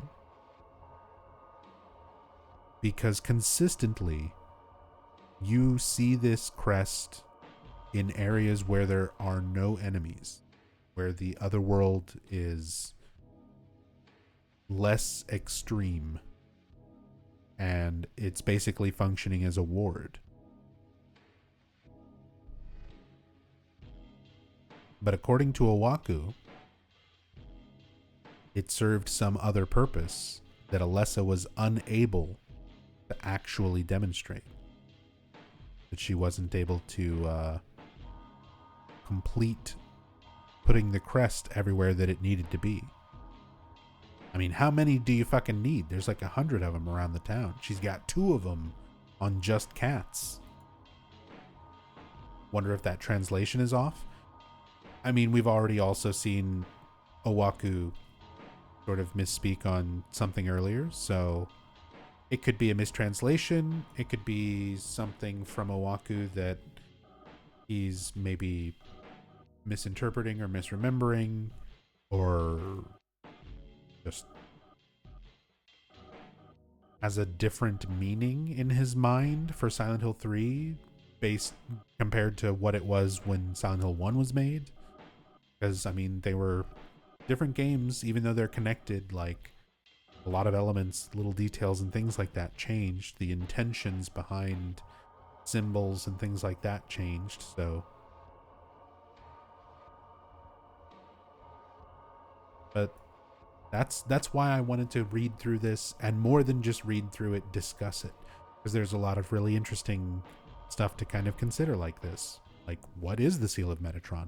Was it actually doing what I think it's doing based on the context of Silent Hill 1? Because maybe that's just coincidence that it's showing up in those areas, and I'm giving it more meaning than it actually has, thinking that it serves a purpose, and then you see the power of it weaken over time.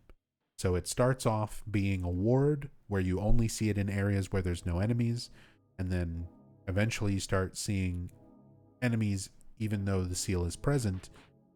To me, that inferred that, like, Alessa is getting weaker, or the seal is getting weaker, or the Otherworld is getting stronger. Maybe I am putting too much of my own inference to it. I'm thinking deeper about it than what is actually there, because I'm guilty of that sometimes.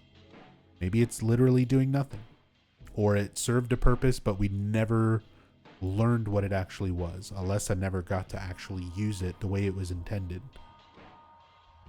which would make Claudia's statement at the end of 3 more accurate. Like, Claudia doesn't really have a reason to lie when she's like, oh, that's just a piece of junk. So at the very least, she most likely honestly believes that it's just junk and serves no real purpose other than just a symbol of their faith, a symbol of their of this talisman, just an ordinary talisman, not even a symbol of their faith the way Halo of the Sun is. It's worth discussion. That's why I like hearing people's thoughts on it and kind of giving my thoughts on it as well. How I interpret it and how I typically explain it in games, but even that is not concrete, not explicitly defined in game or even through this kind of commentary.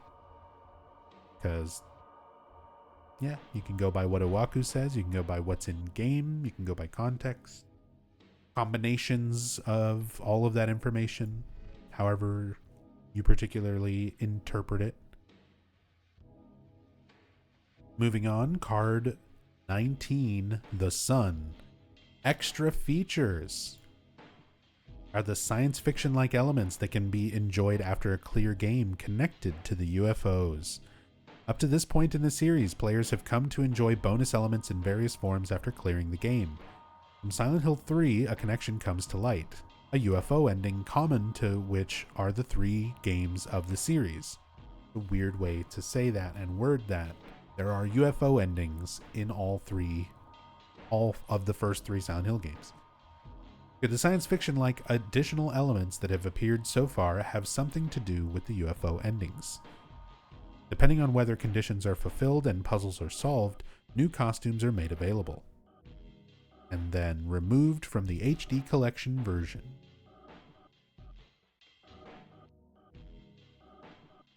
That's true, by the way. So, if you play the PS2 version of Silent Hill 3, it has the most unlockable costumes available. And then some of those unlockable costumes were for like specific magazines, game magazines and stuff at the time. And those were removed for the PC port when that came out. And then when the HD collection came out, a ton of the extra unlockable shirts and stuff were removed.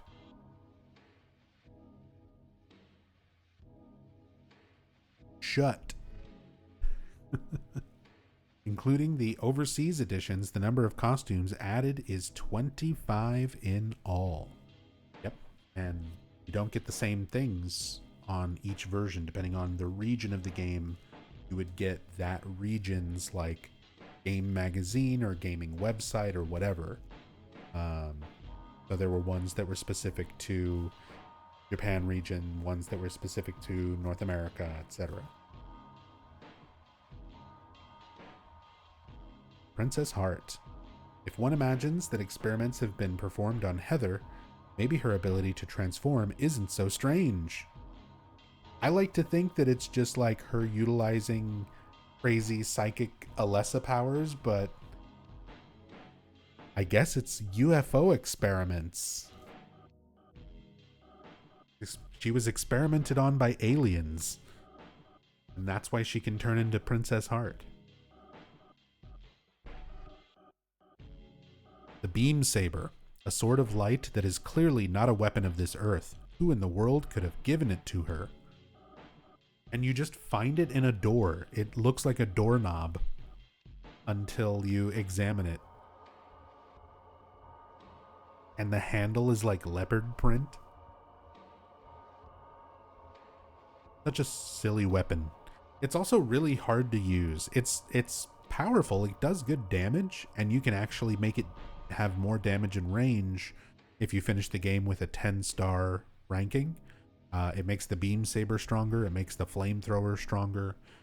But because the animation of like activating the beam saber is so long, most of the time, if you're trying to hit something like this numbody, she's at this part of the animation, this numbody is going to hit.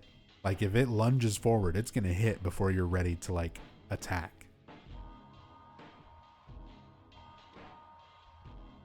Hyper Blaster. The Hyper Blaster that appears in the first game is enabled after a clear game with the UFO ending. You actually can enable the Hyper Blaster in Silent Hill 1 on a new game as well. Very little known extra Easter egg for Silent Hill 1. So there is a light gun. I think it's called the Konami Enforcer. But there is a There is a light gun. It basically looks like the Hyper Blaster. It's called the Hyper Blaster in Japan, I think.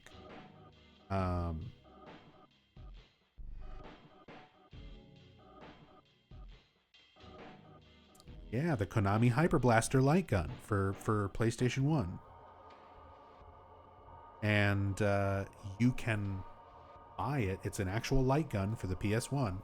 You can plug it in if you're playing Silent Hill 1, and it will instantly unlock the Hyper Blaster in your inventory when you're playing Silent Hill 1 without having to unlock it normally. It just, as soon as you plug in the light gun, it pops the Hyper Blaster into your inventory. Now, here's a little bit of... That already is probably news to a lot of you, because that's such an interesting, specific little Easter egg. Like having this light gun for the PlayStation 1, playing Silent Hill, which is not a light gun game, does not use a light gun, but if you plug this light gun in, it unlocks the Hyper Blaster in the game, which is based on that light gun. Even more than that, it's used in the speed run at the absolute highest level. So there's an even lesser known fact. So if you're speedrunning Silent Hill 1, every single little input counts. That is a very, very well optimized game at this point. It's very difficult to make even a single second of progress over the world record.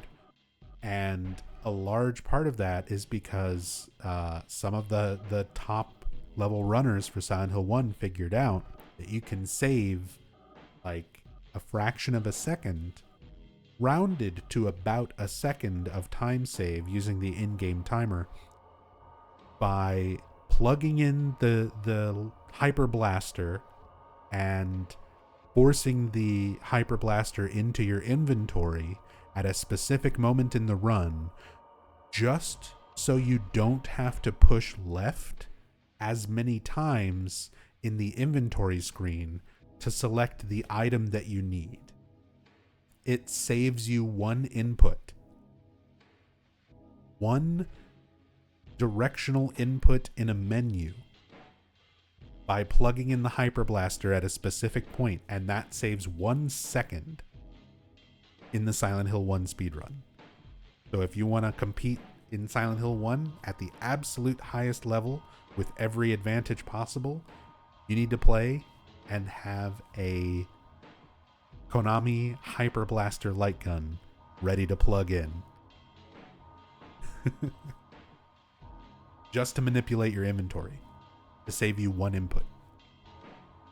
So, there's some fun Silent Hill 1 fun facts for you. Information.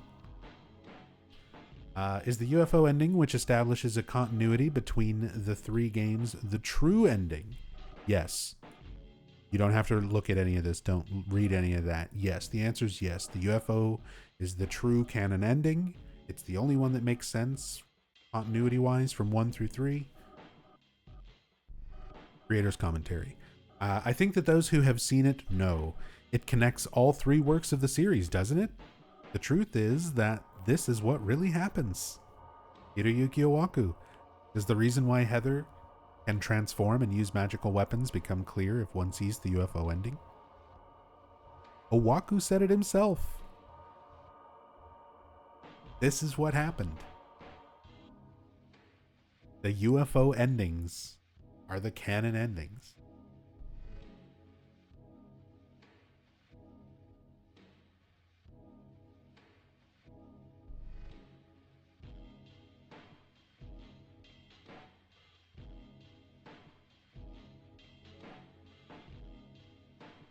All right, we're at 20. Judgment. Few more to go in this section of the book, and then we've got inspirational works. Card 20, Judgment. Red Pyramid Thing. Manifested by James's subconscious, it takes the form of an executioner of times past. The creature known as Pyramid Head that appears in Silent Hill 2 leaves behind a great number of mysteries and has evoked a great response from players. let's formally dispose of those mysteries. We're throwing your headcanons in the trash. Originally, the Pyramid Head outfit was the guise of Silent Hill's executioners.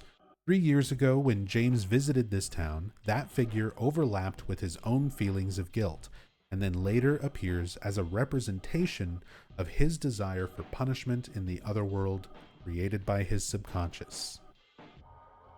So, James and Mary visited the town. They went to the Historical Society. While they were on vacation, James saw the painting, Misty Day. This painting, a picture of Pyramid Head from the Historical Society, depicting the scene of an execution that was once carried out. And that is where they saw Pyramid Head. That's where the image of Pyramid Head comes from, so that James is able to manifest it. Which brings to mind some questions. Could anybody who has gone to that historical society and seen that painting potentially have the same Pyramid Head spawned from their subconscious? If they were theoretically had enough darkness in their heart, the way it's been described in other parts of this book.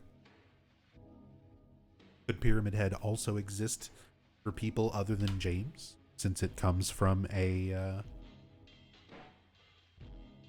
painting? Pyramid Head persists in tormenting not only James himself, but Maria as well. Tarot cards? Yes, this is the Book of Lost Memories, or the Lost Memories Silent Hill Chronicle. It's an officially published lore guide for Silent Hill 1 through 3, and tarot cards play a significant role in Silent Hill 3 for one of the final puzzle solutions. And the way this book is broken down into chapters, each tarot card represents a different aspect of the Silent Hill games that goes into more depth. So tarot card 20, Judgment, is represented by Pyramid Head, red pyramid thing.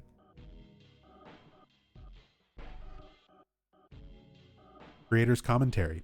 Pyramid Head wounds Maria again and again to reiterate the actuality of Mary's death and wake James from his delusion. In other words, something in the depths of James's consciousness is trying to force him to remember his crime. Hiroyuki Owaku.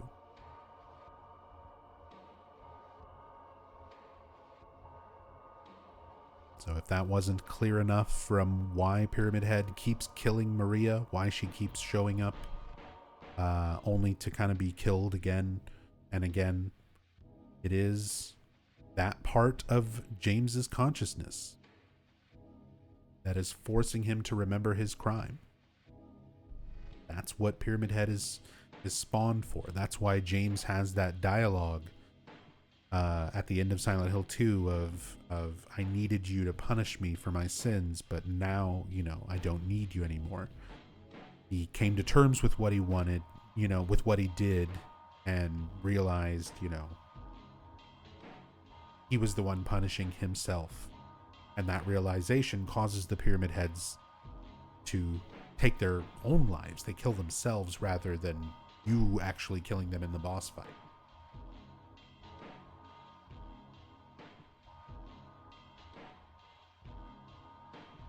Was the Red Devil that Walter Sullivan saw? Walter Sullivan murdered a young boy and his sister and then took his own life. The connection between the Red Devil he saw and Pyramid Head has become a topic of discussion among players. However, Pyramid Head is only a representation of James's need for punishment. No one besides Sullivan himself can really know what he saw. And remember, this guide came out before Silent Hill 4 released. Silent Hill 4 would have been in production, but not announced at this point. So, no mention of Walter Sullivan and that significance that he's going to play in the game that came out next. And they wind up retconning a lot of this stuff anyway.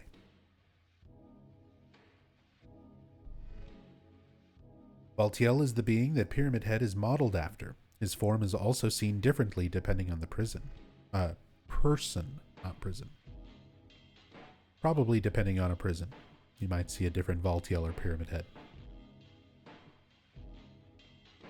And they went over the comparisons between Valtiel and Pyramid Head and other creatures in one of the previous chapters.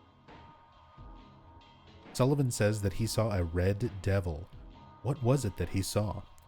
But I do remember that just before they arrested him, he was blurting out all sorts of strange stuff like, he's trying to kill me, he's trying to punish me, the monster, the red devil. Forgive me, I did it, but it wasn't me. I still feel like it's something non-specific, that Walter Sullivan is basic. That red devil note for the context of Silent Hill 2 is just to foreshadow Pyramid Head. Not so much that Walter Sullivan in this context saw Pyramid Head exactly, but saw something that represented, trying to kill me, trying to punish me. His own version of something punishing him for the guilt of killing Billy and Miriam Locane. Whereas James sees Pyramid Head. So it draws that parallel, his version of a red devil. Now with Silent Hill 4, they completely rework that. Red Devil winds up being changed to a nickname of one of the cult priests who was abusive towards Walter and ultimately became one of Walter's victims. So they change things around, bits of the lore for Silent Hill 4's context.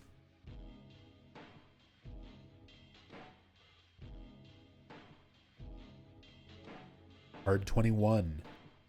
Zawarudo. The world. Another world. Does the real world influence the other world born of delusions and the power of the town? The power of Silent Hill absorbs what people hold in their hearts and manifests delusions and elements of their subconscious minds.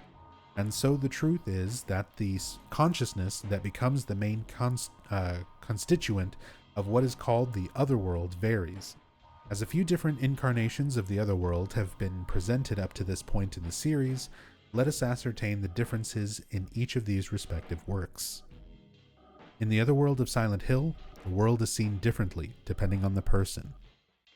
For me, always like this. Or Angela. And that's, again, really good stuff to point out. Things that I bring up in story playthroughs stemming from this information. That perception, how different people see the other world, is not only very unique from person to person, but how reality is perceived changes a lot from game to game, where you have people experiencing the same elements of a nightmare that is not stemming from either of them, versus Silent Hill 2, where you've got all of the characters, the realization that all of the characters are sort of perceiving their own reality. James is seeing everything rusty and decayed and rotting the way that Mary was in his mind. For Angela, everything is burning. For Eddie, he's tormented by people making fun of him, where we never see other people around the town, but for Eddie, there's these people following him around making fun of him, apparently. So it's like everyone is perceiving their own sort of nightmare version of the other world. And you only get little glimpses into it from your perspective as a player. You're 99% of the time just seeing James's otherworld. But you get these little glimpses. Burning hallways and things from Angela. Corpses left behind from Eddie. Stuff like that.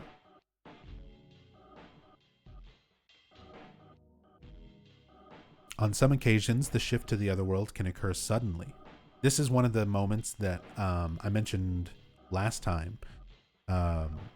Within the last year or two, Ito commented on a fan who had looked at the level viewer and found these cables, fleshy cords, like umbilical cords that are leading between this bathtub and Valtiel and bodies in the environment and all of these things in the environment that are connected by all these gross cables, fleshy umbilical cord kind of things.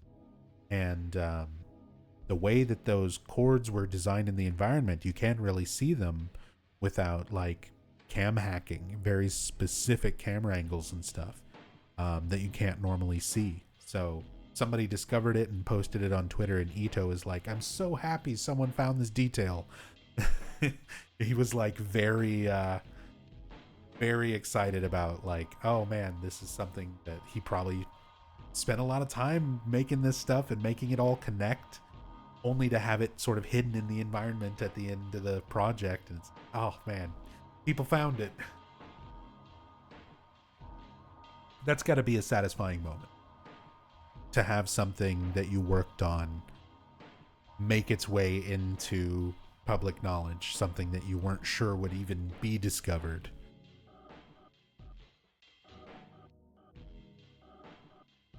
The main constituent of the Otherworld differs in each work of the series. In Silent Hill 1, due to her severe burns and endless suffering, Alessa's power runs wild. Her agony is manifested and the entire town is swallowed up by the Otherworld. Alessamania's running wild. Harry searches for his daughter in the Otherworld, a broken wheelchair. What's this doing here? We already had another chapter of this book talking about the significance of the wheelchairs, where all that came from. Spoilers, it's Alessa. Silent Hill 2, regarding James, who escapes from the crime that he has committed. Regarding James, who escapes from the crime that he has committed, elements from the depths of his consciousness are manifested. What the power of the town causes to appear before him is an otherworld that is a combination of his delusions and his desire for punishment.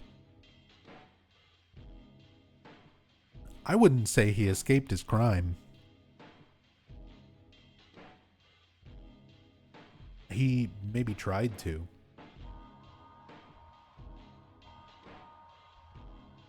As James acknowledged his crime, the Otherworld disappears.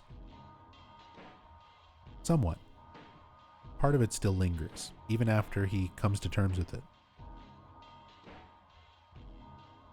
Silent Hill 3. The shift to the Otherworld that occurs in the shopping mall, among other places, has to do with Claudia. As she recovers her memories, Alessa's influence grows stronger. Claudia possesses a unique power. And earlier chapters of this book imply that the first half of Silent Hill 3, everything that takes place outside of the town is happening through Claudia's influence. Second half of Silent Hill 3 is occurring through the power of the god and Alessa's influence.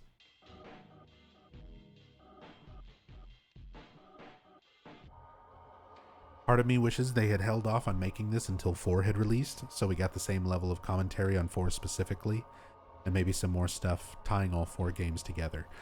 Yeah, that would have been nice to get a little bit more, something like this. I wish there were more sources of information like this, because these kind of books with all the developer commentary, it's really cool. It's really, really interesting to me. Even if it's not entirely accurate in a lot of those ways, it's still interesting.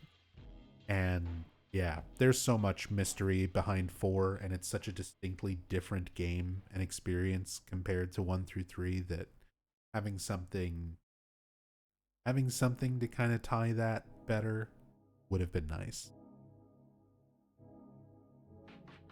Inclusion of a phantom ending. If Heather should attack Claudia in the final stage of the game, God is born and it's game over. However, this can be interpreted as another conclusion to the story. You hear that? Canonically, it counts as an ending. I'm about to get so many speedrun world records. Creator's commentary. The truth is that when we first started development on this project, we considered including an ending for the situation.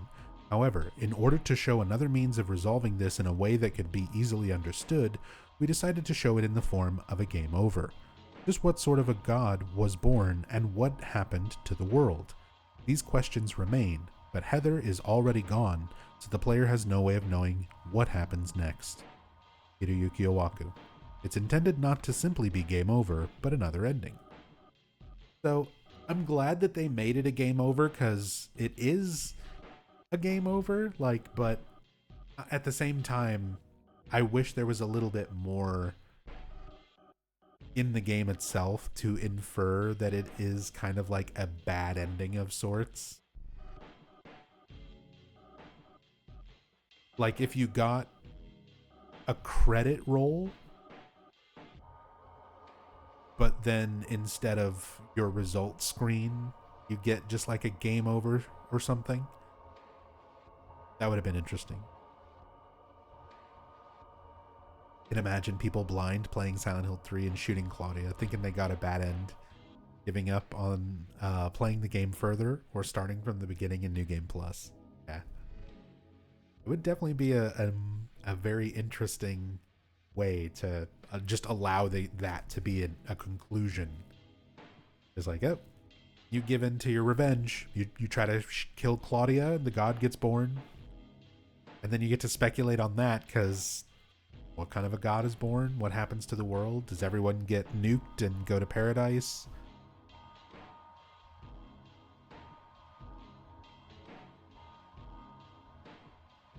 Moving on, Tarot card 22, the Eye of Night. The God. The being that sleeps inside the Holy Mother. Is this truly God? At the end of the game, the creature called God appears. However, the form that it assumes seems too sinister for it to be the same being that is supposed to bring paradise to this world. One possible explanation for this is that if the town of Silent Hill holds the power to materialize delusions and innermost thoughts from one's subconscious, God is the result of someone's delusions, just like the other creatures. And did the seed of God that was growing inside Heather truly disappear? That is left to the player to interpret.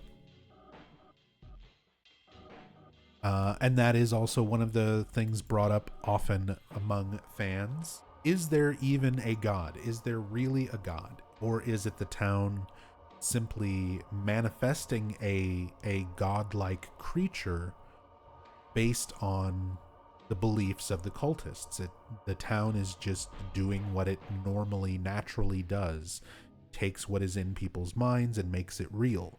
So if the cultists believe in these creatures, these deities, these gods, it manifests them into reality, rather than it being gods that already existed there, that are real, that are being worshipped and influencing the power.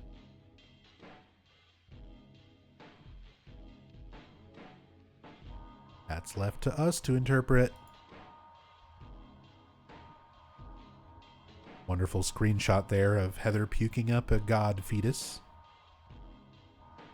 The fetus that Heather vomited up may have been actualized by the human subconscious as well. Again, belief is a very strong thing in Silent Hill. It can make things real, including god fetuses. Creator's commentary. In the original tarot, there is no Eye of Night card. The idea is that this card is added corresponding to a Hebrew vowel. Even though tarot originates from the Hebrew alphabet, which has only letters that are consonants. I need to practice my alphabet. Can't fucking talk. The card suggests God, Hiroyuki Owaku. Since this card was designed specifically for Silent Hill 3, like it doesn't actually exist, and the design of it was made for Silent Hill 3, I've actually considered getting this as a tattoo. I've thought, because I've got tattoos. I don't have a Silent Hill tattoo yet, but I'll probably get one at some point. And one of the designs I've considered is the Eye of Night card, because it would be something that's very specific. Like, you've got to be a pretty fucking diehard Silent Hill fan to recognize that it is not a legit tarot card, but something that is created specifically for Silent Hill 3. But then to other people, you can just sort of look at it as like, oh, it's a tarot card. And I'm not like, I'm a skeptic. I don't put a lot of actual belief in supernatural things like that, but I am interested and fascinated by things like the paranormal and tarot and we've got Ouija boards, and you should see my house. It's full of fucking... We're basically witches and warlocks over here, so we have fun. We like our supernatural, creepy, weird things. But yeah, I've considered that as a tattoo. I think that would be a neat design for a tattoo. The form of God that is born to the earth changes depending on those who summon it. The god that sleeps inside Alessa has appeared in various forms throughout the series. The fact is that there is no one form of God because the form that it takes is projected by the minds of those who summon it. A book in the church regarding the form of God. It notes that the form and name of God have come to change. And this is an important book in Silent Hill 3 because it explains why aspects of the cult belief, the god, and all of those things changed between Silent Hill 1 and Silent Hill 3.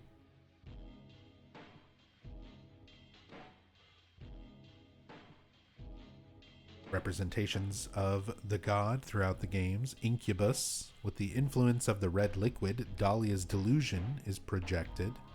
So if you're getting one of the good endings in Silent Hill 1, you'll fight the Incubus.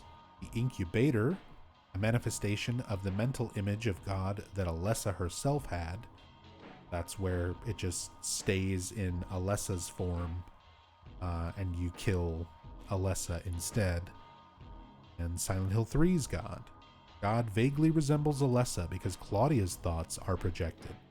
So since Claudia sort of worships Alessa as a saint and is so obsessed with her conquest, wanting to birth this god and send humanity to paradise, all of these things, that obsession, a lot of it stems from Alessa.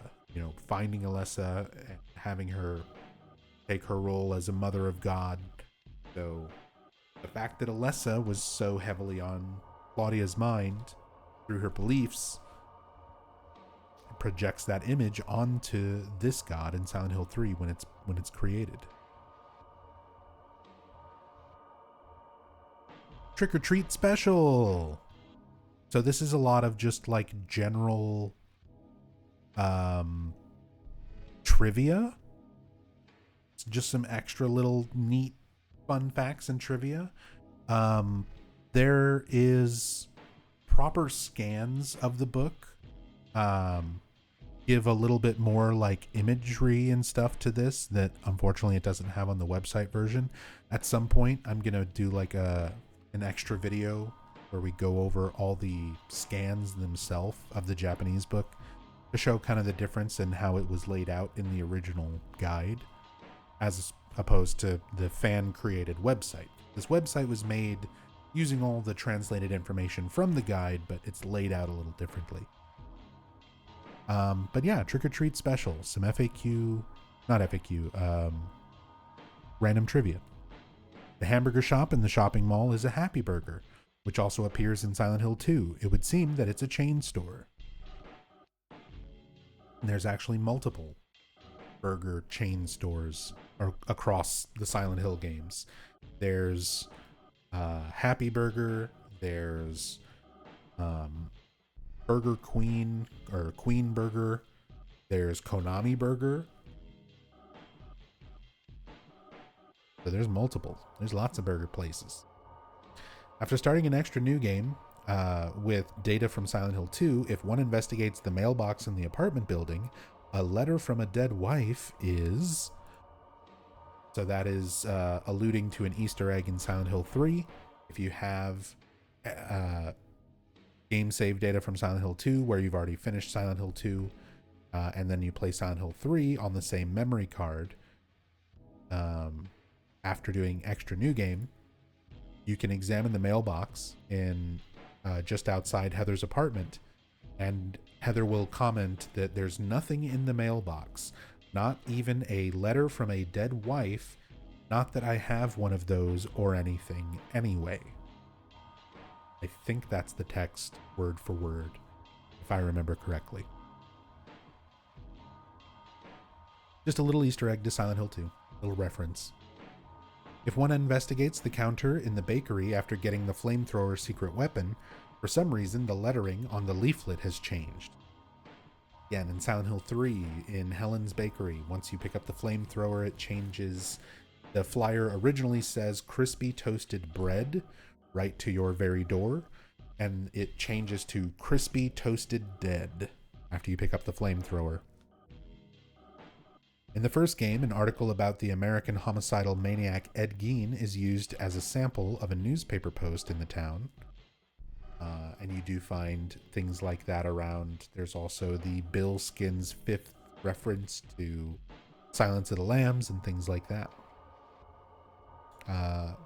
Posing as the names of shops, the names of gods are written in great numbers on the doors in the hallway, the shopping mall where Heather encounters Claudia. This is a very specific one. All of the numbers on the doors or the back areas of the shopping mall.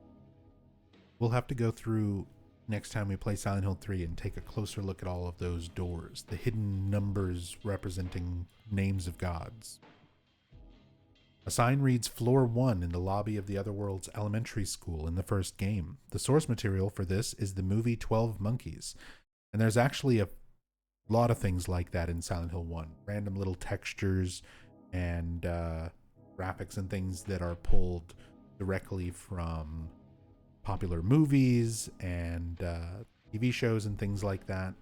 They use, for example, a flyer that says like Mushnick's Florist from Little Shop of Horrors and things like that. Moore, Ronaldo, and Gordon are in the list of teachers in the elementary school from the first game. The names originate from members of Sonic Youth. Yep, band members for the band Sonic Youth. They left out Steve Shelley, but Moore, Ronaldo, and Gordon are represented in there. Those names we found in a few months ago. I did a playthrough of the Silent Hill trade demo, which was a pre-release version of Silent Hill 1 that had some differences compared to retail releases of it. And the names in the features list are different. So this was one of the last changes made before Silent Hill 1 came out. There's a store called Li Jun Fan on the map of the shopping district in the first game. It seems that a fondness for Bruce Lee is responsible for this. I'm sure I've read this fact at some point in the past, but that one slips my mind, and I'll have to make sure to look at the shopping district map in Silent Hill 1 next time we do a story playthrough for that Bruce Lee reference. For some reason, there is quite a bit of fishing tackle in the bar in the hotel from Silent Hill 2. This is because the person responsible, having an aversion to alcohol, was unable to collect information on bars. The member of Team Silent who needed to do research on American bars and how they're laid out and what they look like, had an aversion to alcohol, so wasn't willing to collect that information. You have one job. Send somebody who's willing to look at the inside of the bar. That's really funny. And honestly, if you've ever been to a bar in Maine, animal trophies, fishing trophies, and stuff all over the walls is not uncommon. So even if they didn't collect that information, they kind of nailed it. It's pretty accurate.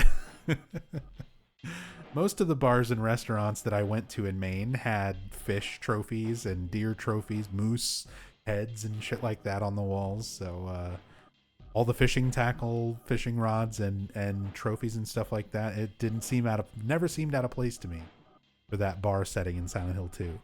It seemed like as an American, that one felt authentic. The paintings in the Western-style house from Restless Dreams, that would be the Baldwin house, Baldwin Manor, include processed pictures of random items, hotel panorama shots, and the like. things that aren't actual paintings. And I've pointed that out in Born from a Wish playthroughs. The paintings on the walls actually are the item icons for the plates that are used to unlock the acacia key for that puzzle, where you have to rotate the plates and lay them on top of each other in a specific order. So items like that are used for the paintings and portraits throughout the Baldwin Mansion. The names Midkiff and Crosby are in a memo in the hospital from Silent Hill 3. Yeah, it's Dr. Midkiff and Nurse Crosby or something like that.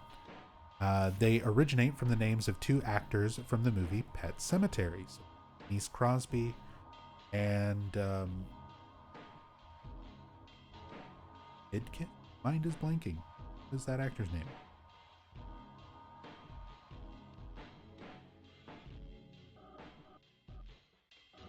Dale Midkiff, right? I'm Googling. Crosby. Dale Midkiff. So yeah. Reference to the actors in the original Pet Sematary. The original, I have to specify because now there's a remake, which I still haven't seen. Anybody know if the Pet Sematary remake from like 2019 or 2020, whatever, is any good?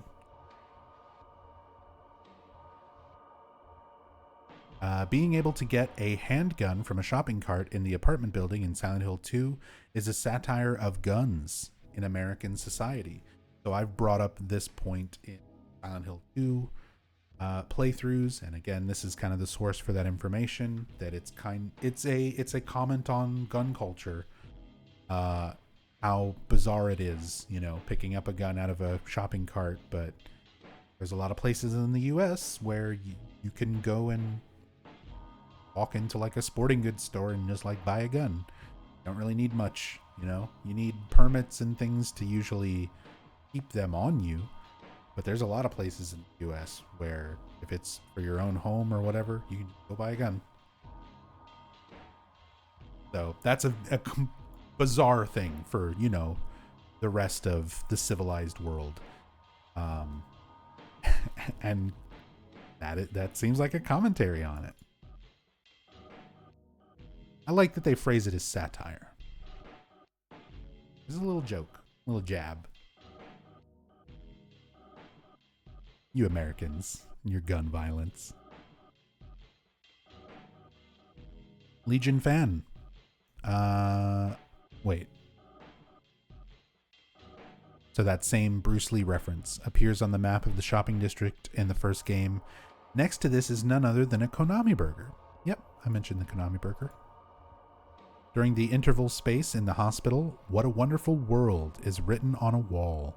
It's an homage to Exorcist 3. So yesterday it was pointed out to me, I think Dr. Freeman, you mentioned that there were some parts on the pages that were not, that were in the scans, but not on the actual page as we went through the website format. So here, this was that one that you pointed out. So now we're catching up to those things that would have been on earlier pages. I guess that's what these little notes are here. These are all the little notes for the previous pages where this relevant information was. Okay, I gotcha.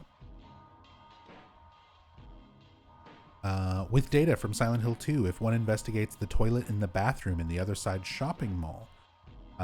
There we go. Another Silent Hill 2 Easter egg that's in Silent Hill 3. If you've got save data and you examine specifically, it's one of the toilets. I think it's the one right around the corner from where you pick up the bleach or the detergent. But you can go into one of the stalls and examine the toilet, and there's an extra cutscene where Heather will act like she's about to reach into the toilet and then stops and says, "Who would even think of doing something so disgusting?" A reference to James doing exactly that in Silent Hill 2. There's a save point in the art gallery in the other side office building, but if one investigates the painting that is in this spot in the right side art gallery, save point in the art gallery in the other side office building, but if one investigates the painting that is in the spot in the right side art gallery.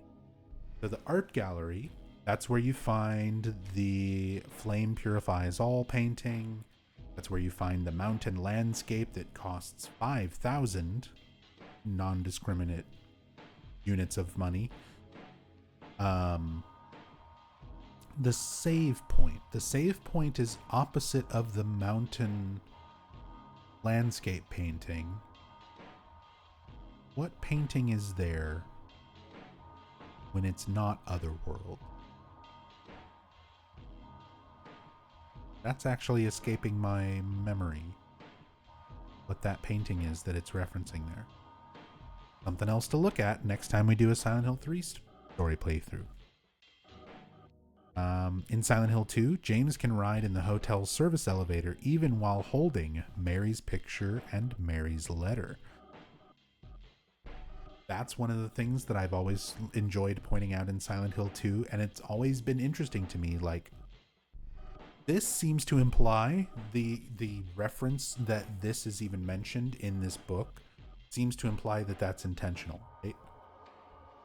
Because I've always speculated, like, is that a programming thing? Because those are the only two items in the game that you don't physically pick up. They're in your inventory from the beginning of the game. So they're possibly treated differently in a game engine sense than items that you pick up that are added to your inventory. Because everything else that you pick up will trigger the elevator, but those two items won't. So is the implication that those items won't set it off because they're significant or they don't exist? We know the letter doesn't exist. Presumably the picture exists. James shows it to people. Shows Angela.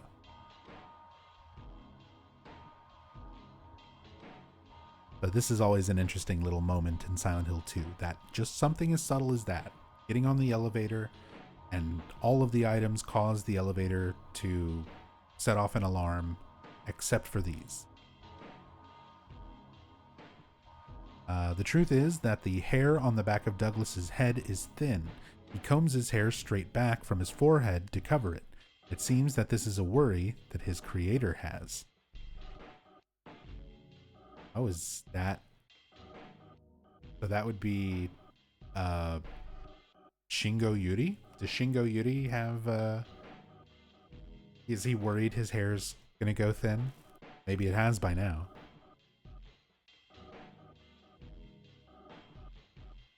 The following message appears only once in the makeshift morgue from Silent Hill 2. Did that just move, or was it only my imagination? A lot of unique text like that. There's not a lot of it in Silent Hill 2, but in Silent Hill 3, there is a lot of unique text that only appears once, and if you skip it or miss it, you're gone. It's gone. In Silent Hill 2, the wall of the well can't be broken without the kind of weapon that can be used to strike it, but it can be broken with just the hyperspray secret weapon. I've never actually tested that. I mean, I assume that it functions that way if it's in this book. I've tested every other weapon in that well because in speedruns it's possible to soft lock in that well.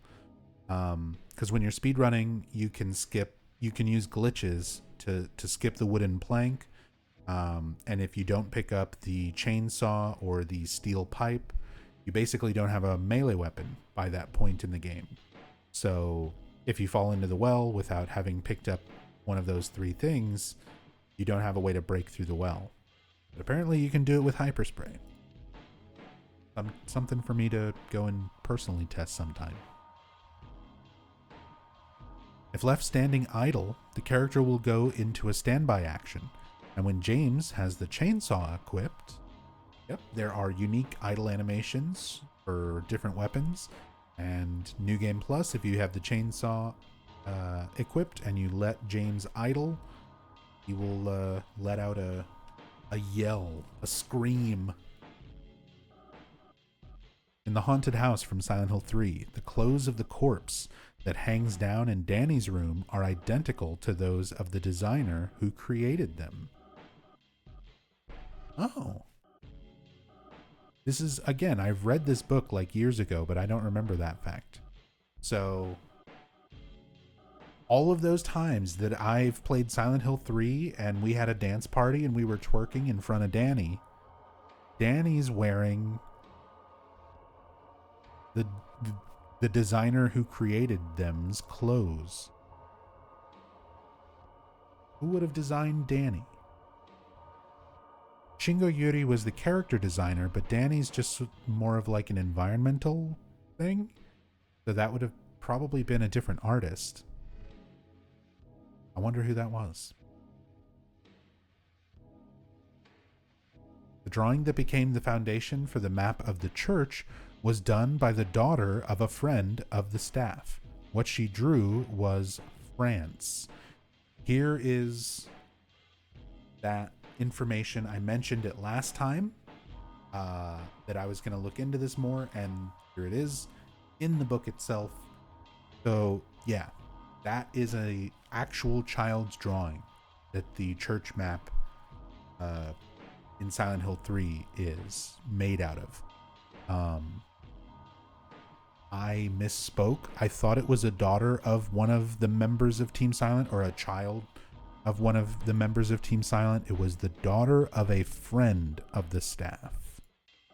So I'll need to make sure and correct myself for future playthroughs where we talk about that child drawing, that map. Also, that's France. It looks just like France. You've never been to France. They got houses. They got bunny rabbits. What are you talking about, Dr. Freeman? In a passageway and on an outer wall of the other side church, a mural is created from a drawing of Valtiel and Incubus centered around a female figure. In a passageway and on an outer wall of the other side church, a mural is created from a drawing of Valtiel and Incubus centered around a female figure. Trying to remember what mural that's in reference in Silent Hill 3. Another thing to look for next time we go through it. There are only 3 dwarves near Snow White in the amusement park. If one searches the area, in the transparent floor panels, the remaining 4 figures are, and I've pointed that out actually, the glass cases in the floor. I've looked at those during Silent Hill 3 playthroughs, and I'm like, oh, I need a cam hack or something to like look at these weird little boxes in the ground. So those are the dwarves. Those are the remaining dwarves. I still want to get a cam hack so I can get a better look at them next time. Next to the place where the complete works of Shakespeare fell off the shelf, an image of Macbeth and the Queen in an embrace can be seen on a book binding. Yep, there's a lot of little artwork like that, and most of that artwork was done by Hiro Usuda. The name of the next station in the subway is Bergen Street, which is an homage to the movie Jacob's Ladder. It's a direct reference. Jacob's stop on the subway in Jacob's Ladder is Bergen Street. So they use the exact same name for the platform in Silent Hill 3. Although the beam saber is associated with a certain science fiction epic, a certain one, it seems that the true source material is the Space Sheriff series. The proof is the way Heather readies the weapon. Space Sheriff.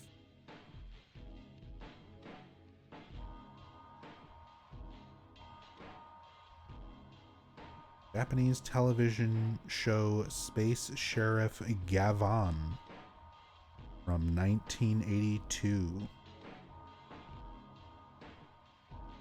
Saber? I'm Googling. The Laser Blade.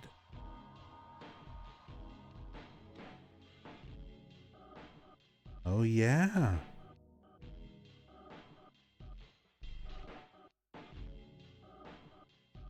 It's not Star Wars. It's Space Sheriff. Yeah, some old school tokusatsu stuff. Yeah, so I'm glad I went through all this because there's a lot of these little bits of information that have slipped my mind over the years and will be fun to include in future story playthroughs.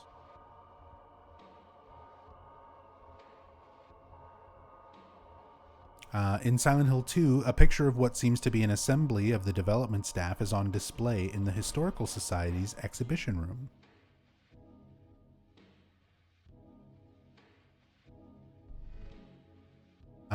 I've pointed out that picture. I assumed that it was probably devs, but there's also someone in this picture, the assembly of the development staff. It's just like several people standing in rows. One of them I pointed out, they're very, very pale, and the lighting on the picture, and because of it's a low quality texture in the environment in Silent Hill 2, looks like Michael Myers. The way the lighting on the face is and the way the hair is, it's like a bunch of people standing around and then Michael Myers just standing there with them. Although America is the setting for Silent Hill, the reference material for creating the map was actually places in Japan like Towadako and Tazawako. So America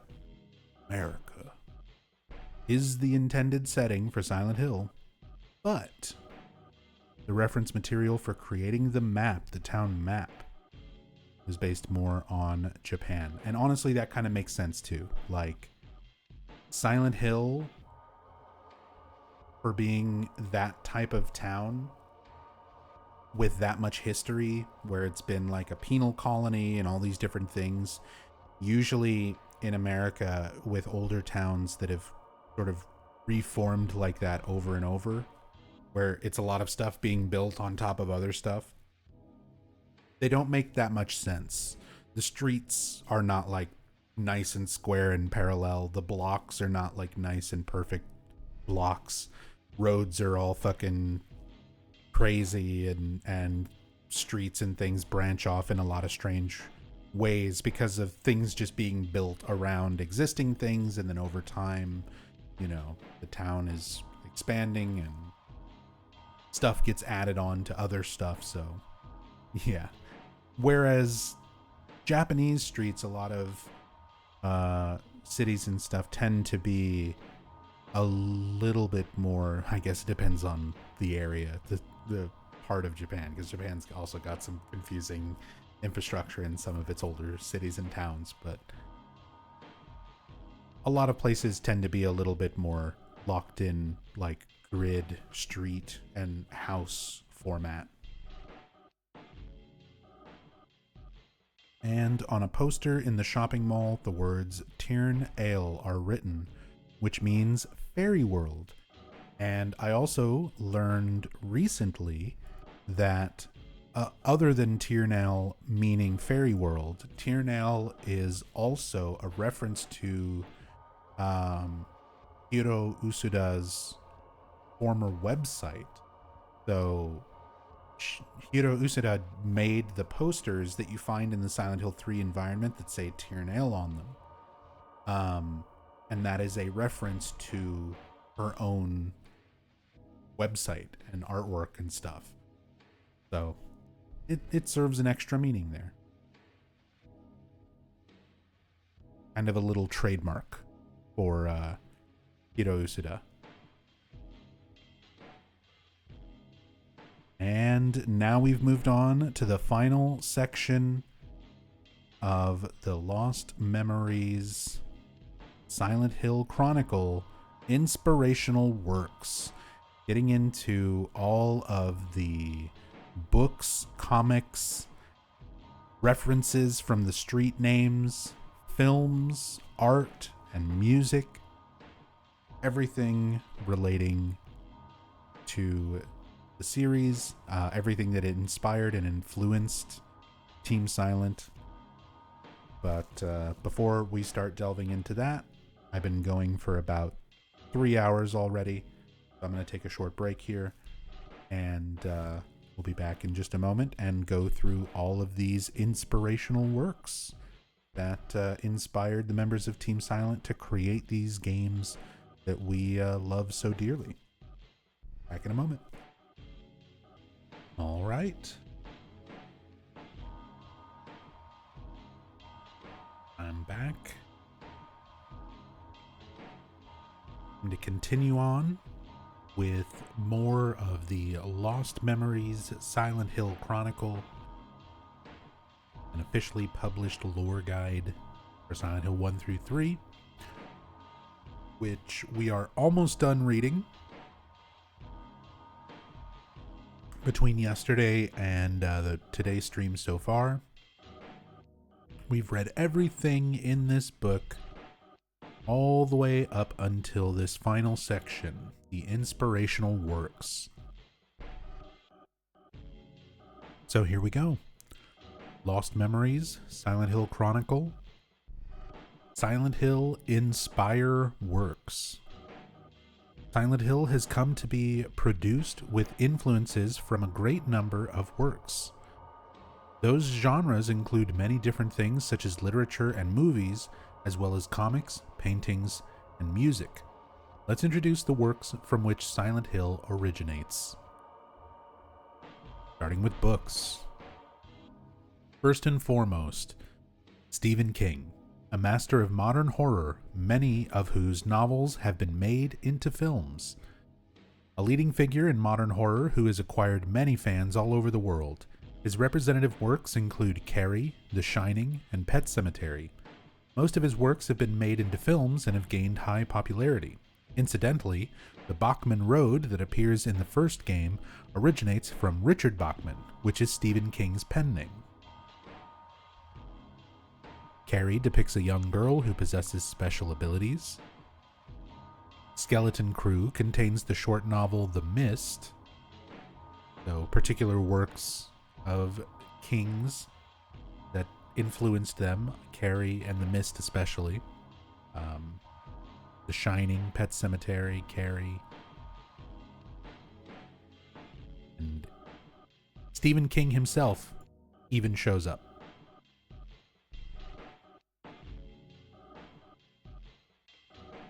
Right in the very beginning of Silent Hill 1 in the diner is a poster that says "Study, damn it," and it shows, it's very hard to tell because it's, pixel textures on a PlayStation 1 game, but it's a guy holding a shotgun pointing towards, the camera, and it says "Study, damn it," and that person is Stephen King.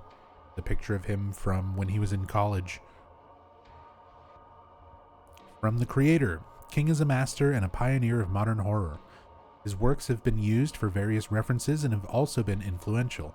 Of his works that have been made into movies, I recommend The Langoliers and Pet Sematary. Hiroyuki Owaku. Owaku's a fan of The Langoliers. That's an interesting one. Definitely got some special effects.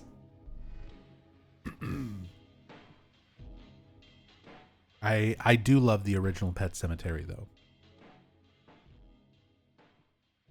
The TV drama version of it that was produced in America is really worth seeing.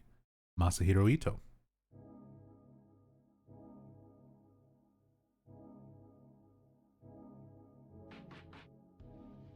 But I'm glad Stephen King gets top billing here for inspirational works, because among everything, Stephen King and David Lynch are like the main two overall influences. There's a lot of other stuff mixed in, but those are like the main ingredients of the Silent Hill mixture.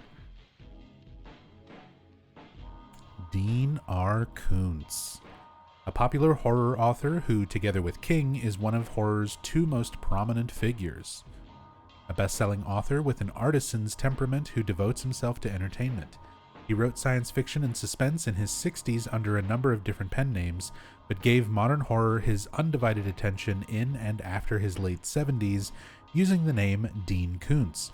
His representative works include Mr. Murder, The Face of Fear, The Vision, and The Voice of the Night. And then they reference Phantoms and The Door to December as representative works. I am very familiar with Stephen King. I've read the majority of his books and seen pretty much all of his movies, all of the adaptations, TV series, and things like that. Dean Koontz I could never really get into. I've read Phantoms. I remember that's also the movie adaptation with Ben Affleck, right? You were the bomb in Phantoms, yo?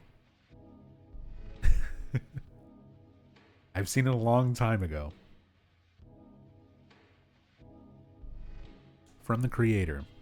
I think that as a master of modern horror, Koontz, like King, has been referenced a lot and has also been a great influence. He has a number of film adaptations, and so even though King's works are more well-known, taking the story element into consideration, I personally like Koontz better. In particular, Hideaway is a book that I strongly recommend. Hiroyuki Owaku.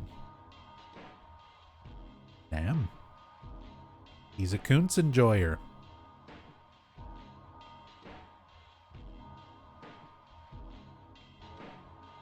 You read your first Stephen King book, Stephen King anything, last year. Watched the Mangler movie, and so I seeked out his original short story. Interesting. It's an interesting one to start with too.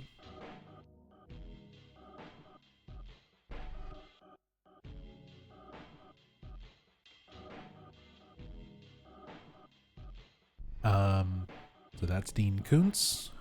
Kunio Yanagita, a pioneer in folklore who systemized oral traditions.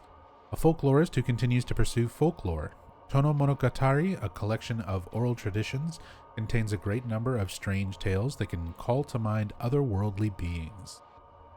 From creator, from this work, the traditions of Silent Hill reference the way prosaic folk traditions should be and their placement. Hiroyuki Owaku.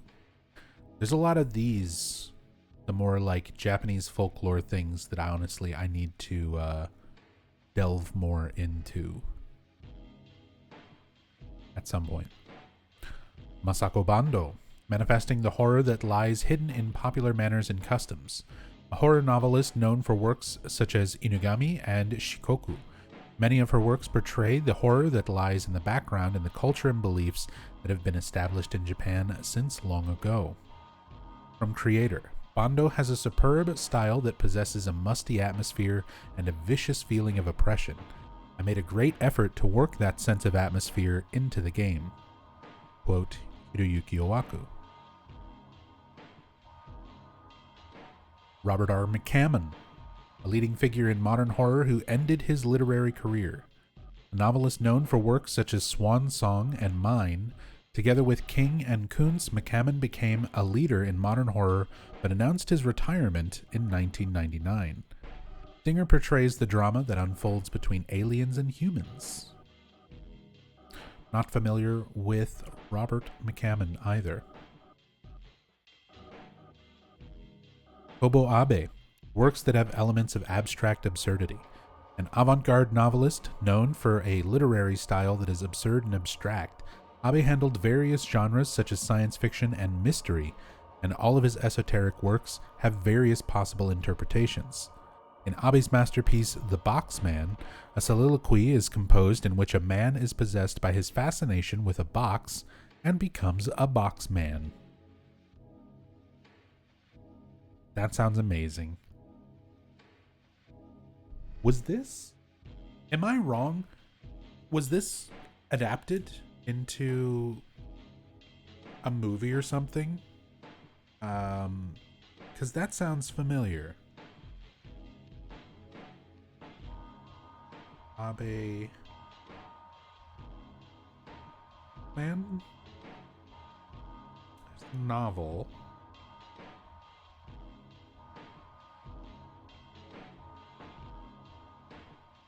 Doesn't look like it. Other than just knowing this book, like the Lost Memories reference to this, I feel like I've heard of this from something else. Is this also a Metal Gear Solid thing? Is this a Kojima thing? That would make sense.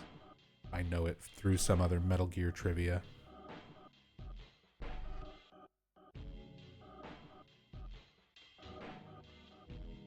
Comics. Daijiro Morohoshi. Unorthodox works that portray an other world.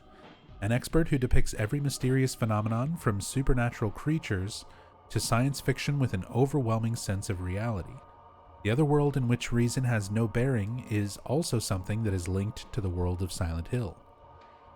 Shiori and Shimiko's incident involving a freshly severed head.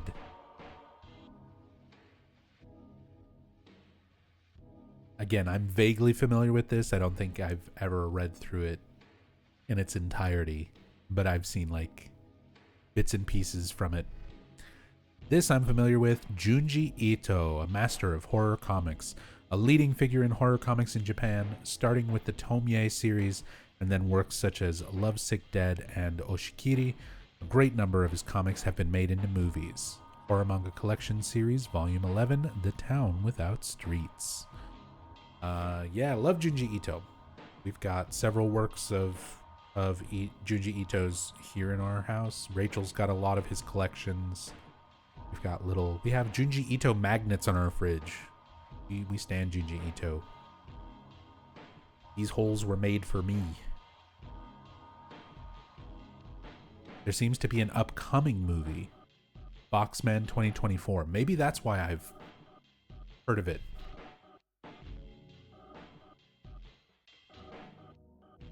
Because I felt like it was an adaptation. I feel like that concept, that idea was being adapted, and it.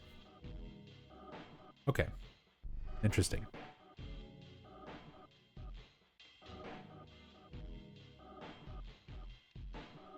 But yeah, love me some Junji Ito. Junji Ito almost got to be a direct part of Silent Hill history since he was going to be part of Kojima's team on Silent Hills. But then we all know how that turned out. Moving on. Roots of street names. Most of the names of streets in the town originate from the names of authors. Let's make all of their roots clear. Southside from Silent Hill 2 and 3. The setting for the second and third games is the south bank of Toluca Lake, South Vale. Including the thin alleyways, all 13 streets originate from the names of authors. Nathan Avenue, reference to Robert Nathan, a fantasy author who also writes poetry and the like. His representative works include Portrait of Jenny, The Adventures of Tapiola, and Long After Summer. Wiltz Road, reference to David Wiltz, a novelist who is also active as a movie and TV scriptwriter. Among others, his representative works are Home Again and Prayer for the Dead. The Wiltz Coal Mine, that's also the name of the coal mine in Silent Hill 1. That is not on fire, because that's not a thing in the games. Lindsay Street, reference to David Lindsay, a mystery writer whose specialty is psychological thrillers. His representative works include the Stuart Hayden series and A Cold Mind. Vox Road, a reference to Andrew Vox, an unconventional author who is also active as an attorney specializing in child abuse cases. He debuted with Flood, a novel set in his native New York. Martin Street, a reference to David Martin. His specialty is powerful, hard-boiled psychological thrillers such as Lie to Me and Cul-de-sac. Katz Street, a reference to William Katz, His representative works include Facemaker and Surprise Party. Katz's forte is suspense with a science fiction theme. Sanders Street, Lawrence Sanders. After being active as a journalist, Sanders debuted as an author at the age of 50 with the Anderson tapes. Works such as his Deadly Sin series are famous. I personally have not heard of any of these so far. Like, I'm not familiar with them other than through Silent Hill trivia. I have not read any of these authors otherwise. Richard Neely, Neely Street. He became a writer after working at a newspaper publishing company. Among others, his representative works are The Plastic Nightmare and A Madness of the Heart. Neely has a cult-like following among certain fans. Any cult-like Neely followers in chat? Harris Street, a reference to Thomas Harris. Harris is the creator of Dr. Hannibal Lecter. He's known for works such as The Silence of the Lambs and for being a rather unprolific writer, as he's had a total of only 4 novels published. That's still 4 more novels than I published. And this is also the first author that I actually know who that is and know what Silence of the Lambs is. So that says something. Saul Street, reference to John Saul, a leading figure in the horror novel world, said to be second only to King and Kuntz. If you're second to 2 people, wouldn't that make you third? His representative works include Guardian and Creature. I've heard of John Saul. I've never read any of his stuff. Munson Street, Ronald Munson. His specialty is suspense novels. Suspense? His specialty is suspense novels with a theme of computers. Munson's representative works are Fan Mail and Night Vision. Sounds neat. Don't know it. Rendell Street, Ruth Rendell. An authoress who is called the Queen of the World of Contemporary English Mystery. Her representative works include Simisola and the Inspector Wexford series. Is that where pure Wexford beef comes from? Is the Inspector Wexford series? Pure Wexford beef. Are you a Ruth Rendell fan? Is that a reference that I just now got? Carroll Street. No, it's a coincidence. Carroll Street. Jonathan Carroll, a modern horror author whose specialty is dark depictions like The Land of Laughs and After Silence. He currently resides in Vienna. A nice little personal fun fact, I guess. Not familiar with Jonathan Carroll either. Pardon me. You're from County Wexford in the southeast of Ireland. And you like eating beef. That makes sense too. Well, if you ever want to try and sound like a smarty pants, you can tell people that it's a literature reference. It's a literary reference to Ruth Rendell, the Inspector Wexford series. North side from Silent Hill. Old Silent Hill residential area. What became the setting for the first game is the north bank of Toluca Lake. Starting with Bachman Road, most of the streets have collapsed and are impassable. So we've got Silent Hill 2 here and here. And now we've got north side of the lake where Silent Hill 1 takes place. And we've got Finney Street, a reference to Jack Finney. Representative works from time to time, the Woodrow Wilson dime. Don't know it. Matheson Street, Richard Matheson. Representative works, Where There's a Will and Mr. Right. I know I think I had to read something of Richard Matheson in like high school. Don't remember anything. Bloch Street, Robert Bloch. Bloch? It's probably Bloch, right? Is it Bloch or Bloch? the author of Psycho.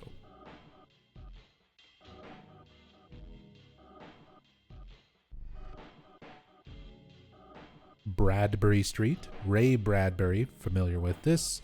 Representative works, The Martian Chronicles and Fahrenheit 451. Actually read a few things, several things. I'm at least familiar with some of Ray Bradbury's work. Compared to a lot of these authors, which I really need to start reading more books. I used to read constantly when I was younger, and I sort of fell out of it in recent years.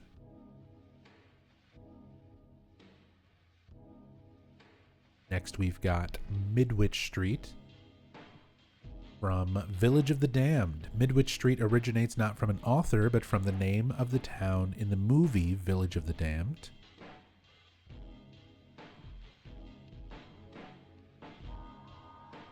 Dr. Kaufman's name is likely from Body Snatcher 2. This book references Michael Kaufman being a reference to Lloyd Kaufman and Michael Hers from Trauma movie productions.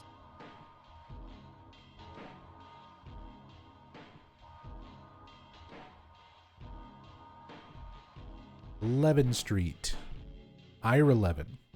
Representative work, Rosemary's Baby. I actually tweeted about this recently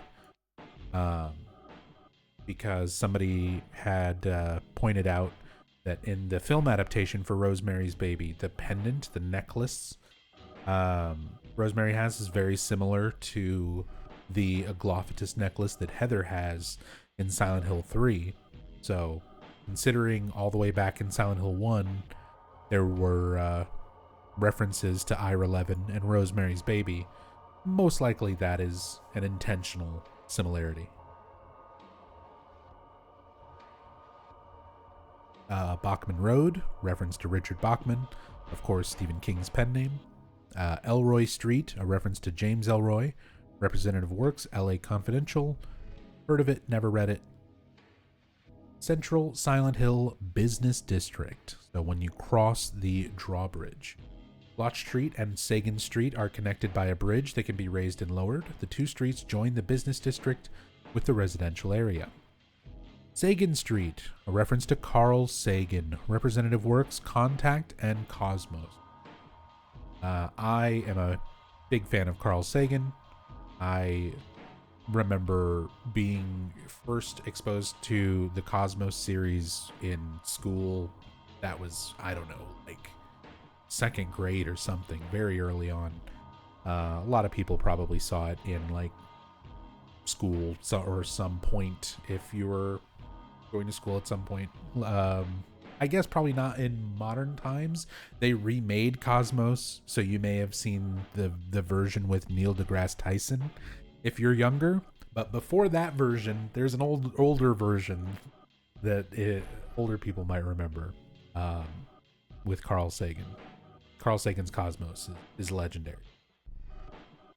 He's got a very impressionable voice. Millions and billions of light years away from Earth. Love Carl Sagan. There's something so relaxing about hearing him talk about Cosmos in the most positive way. Kuntz Street. Dean R. Kuntz. Representative work, The Face of Fear. Of course, Dean Kuntz. I've read his stuff. I prefer Stephen King. Crichton Street. Michael Crichton. Michael Crichton is the original author of works such as Jurassic Park. Familiar with Crichton only because of Jurassic Park. Basically, all I know from Michael Crichton is Lost World. Wilson Street. Reference to Colin Wilson. Representative works, Encyclopedia of Murder and the Occult. Simmons Street, a reference to Dan Simmons. Representative works, Song of Kali and Hyperion. And then there is South Park, Lakeside Resort Area. Not to be confused with South Park, Colorado. There are only 2 new streets here. The W in W Sanford is an abbreviation for West. Bachman Road connects to the street of the same name in the residential area. Sanford and West Sanford. We've got Sanford Street, a reference to John Sanford. His representative works include Sudden Prey and the Prey series. Sanford is also a Pulitzer Prize winning journalist. Pulitzer. What does it say? They misspell it in Silent Hill Shattered Memories. The Pulitzer or something like that. And Craig Street. Kit Craig. Her real name is Lillian Craig Reed. She is an authoress who previously worked as a newspaper reporter. Although she has more than one pen name, she's had a number of psychological thrillers, such as Gone, published under the name Kit Craig. So, all of the street references, all of those authors moving on to films. And again, just like at the top of the books section where it's like, it's obviously Stephen King, at the top of film inspiration is David Lynch. David Lynch enjoys a reputation as a man of remarkable talent. Excuse me. My throat is dying. David Lynch enjoys a reputation as a man of remarkable talent because of his sense for creative imagery. What he portrays are always the abnormal characteristics that lie hidden in peaceful normality. His nightmarish imagery and logic-defying story development always captivates ardent fans. Lost Highway. A mystery that depicts psychological terror like a maze, which the protagonist falls into after having lost consciousness from the shock of having seen a mysterious videotape. Yeah, there's a lot of that. When you really start looking at David Lynch films, you see how much of an influence it had on so many aspects of Silent Hill. Eraserhead, the shocking feature film that Lynch debuted with, which depicts the figure of a man who enters a world of nightmares and insanity when his girlfriend gives birth to a deformed baby. Blue Velvet, a suspense film in which an ordinary young man becomes involved in affairs as a result of finding a human ear by chance. The scene in which the protagonist hides in a closet is suggestive of Silent Hill 2. Yeah, the entire James hiding in the closet watching Pyramid Head is a direct reference to an infamous scene in Blue Velvet. Twin Peaks, a 29-episode TV drama, there's more now, that depicts the case of the murder of a female high school student that took place in an American country town. The story development in which mysteries invite mysteries has gained fervent popularity to the extent that it has become a social phenomenon. And it's true, like, I mean, Twin Peaks back in the day was insane how popular it was and how a lot of people really followed it. It started off very strong, and season 2, a lot of people were very disappointed with season 2 of Twin Peaks, and then a lot of time passed and David Lynch decided to make Twin Peaks The Return and just do another season, and it was bizarre and amazing and one of the best things I've ever watched. And Dune. Can't forget Dune, a sci-fi action film that depicts a power struggle that unfolds on a desert planet. The film is unusual for the director, David Lynch, and the viewer can experience spectacular visuals that make full use of the special effects. Yeah, I highly recommend every single one of these works by David Lynch. From creator, personally, I think Twin Peaks is the best thing he's ever done. Also, I experienced a culture shock from the beauty of the visuals in Dune, which I saw when I was in junior high school. Masahiro Ito. Ito really, really likes Twin Peaks, thinks that's the best thing David Lynch has made, but was also shocked by the beauty of Dune. Wonder what Ito thinks of the original, or the remake compared to the original now, the new ones.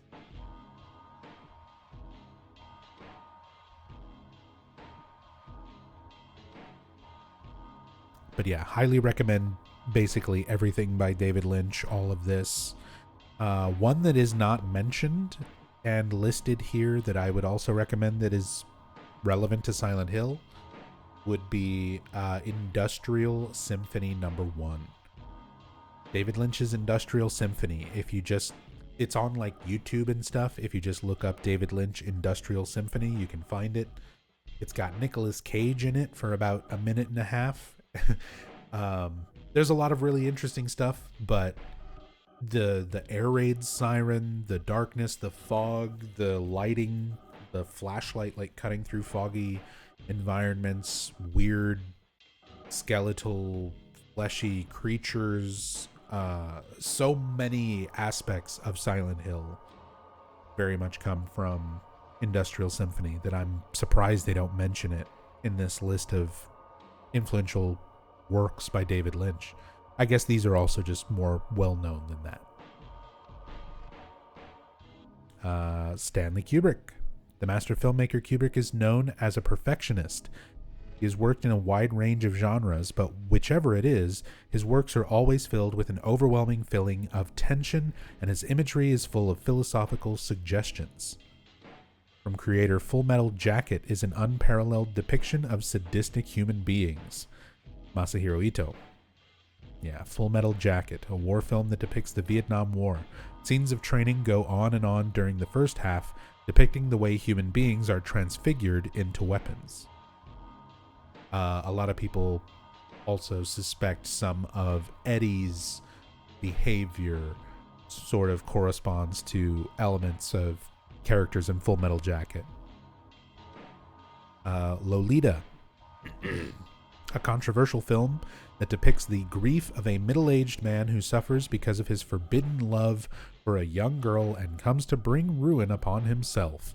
The car driving through the fog in the beginning is reminiscent of the opening from the first game. So more than just the parallel of the car driving in the fog, but earlier in this book, they mention that Harry Mason's name was originally going to be Humbert, based after characters in the father character in Lolita, and that Cheryl was originally going to be named Dolores, to also further parallel that reference to Lolita. And it was described as being vehemently voted against. That it was fiercely opposed, is what it said. Fiercely opposed. For obvious reasons. It would fucking be gross and weird to have Harry and Cheryl be Humbert and Dolores, a reference to Lolita suffering the forbidden love of a young girl. Lolita is wild, so gross how it's romanticized. Glad it was so opposed. Yeah, somebody had the good sense to say, let's not name our characters. We can use some things as reference, but let's not be that direct. A Clockwork Orange. A unique science fiction film set in a chaotic near future. It depicts a juvenile delinquent who is devoted to being as bad as possible and gets arrested, and the way he is reformed as a result of experiments that are performed on him. Starring Malcolm McDowell, who would go on to play Leonard Wolf in the film Silent Hill Revelations 3D. It all comes full circle. Fun fact, in Silent Hill Revelations, they gave Malcolm McDowell contacts to make his eyes white, since Leonard Wolf was depicted as like a blind, crazy old man in that movie. And those contacts were not properly fitted or made for him, and apparently stuck to his retinas so badly that there was a a legitimate cause of concern of going blind. He recovered, but Silent Hill Revelations almost blinded Malcolm McDowell. For like the worst possible depiction of Leonard Wolf you could do. Wouldn't have even been worth it. Nothing would be worth it. I mean, worth his fucking eyesight, but especially not that movie. Moving on. Weird they don't mention The Shining. Yeah, another, as far as Kubrick, no reference of Shining, even though that is directly mentioned in game. You see red rum written in blood on a wall in Silent Hill 1. So I guess they're just sort of picking and choosing other references for this. It's a little inconsistent, but still interesting, informative. Alejandro Jodorowsky, a Chilean visual artist who is said to be the father of the cult movie. With unique depictions that are like experimental imagery, he portrays violence and unearthly rituals and throws the boundary between dream and reality into disarray. From creator, although I can't recommend his films to people unconditionally, they are all strange works that leave behind a strong impression. Hiroyuki Owaku. Oh my god, excuse me. My voice.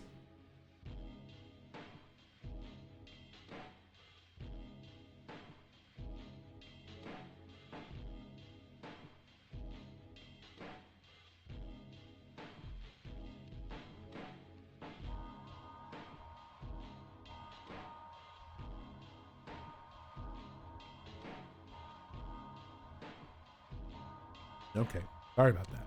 My throat is giving up, but we're almost done. We're on the last couple of pages.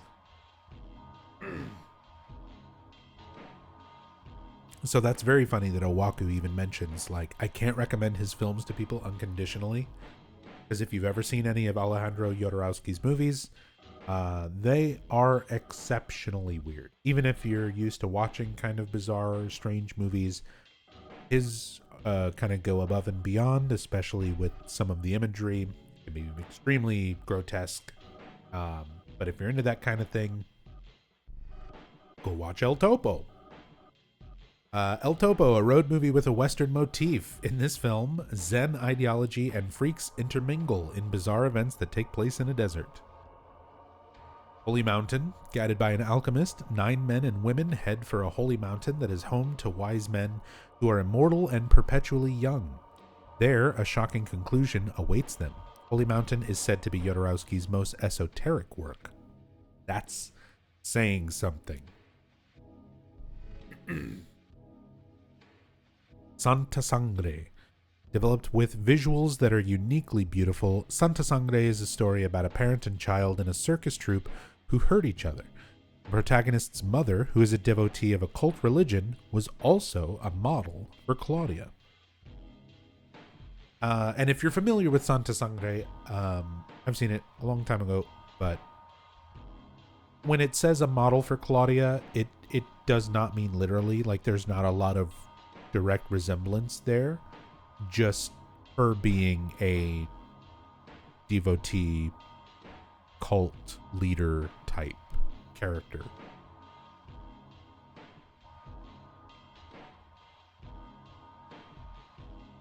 You recently watched Jacob's Ladder, all because of knowing James's jacket was made from it, and you loved that film. Nice. I love Jacob's Ladder, and I've always enjoyed that particular style of jacket. I think it works not only for Jacob's Ladder, but for James, it's a very distinct thing.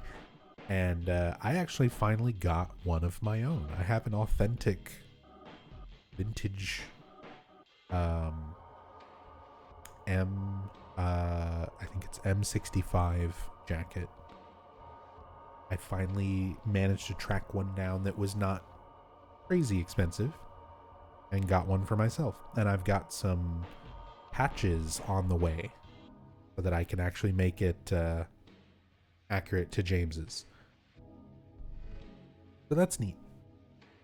Something new, something I never had. I've got a lot of the game, like I have all the games as far as collections go, and I've got a lot of merch and stuff now that I've collected and that like people have gifted me. Mostly Rachel has gifted me and friends have given me over the years, but never had a James jacket. But now I've got a James jacket. There's an unoriginal Jacob's Ladder. There is a remake, yes. And it is not good. It is not good. Speaking of Jacob's Ladder, a soldier who returns from the Vietnam War has horrifying hallucinations. The film has many settings in common with Silent Hill, such as the hospital and subway. From creator, I saw this movie when I was in high school and experienced terror psychologically for the first time. Masahiro Ito. And yeah, they make direct references to Jacob's Ladder. Silent Hill 2, you get the Line House Key, Lyne, which is a reference to Adrian Lyne, who is the director for Jacob's Ladder. Betty Blue Integral Version, a controversial film that depicts the ultimate love of a man who devotedly supports his girlfriend who has gone insane and a woman who goes to ruin as a consequence of her passionate love. From creators, Silent Hill 2 was influenced more than a little by this last scene. Hiroyuki Owaku. I'm not familiar with this one. Is there a pillow involved?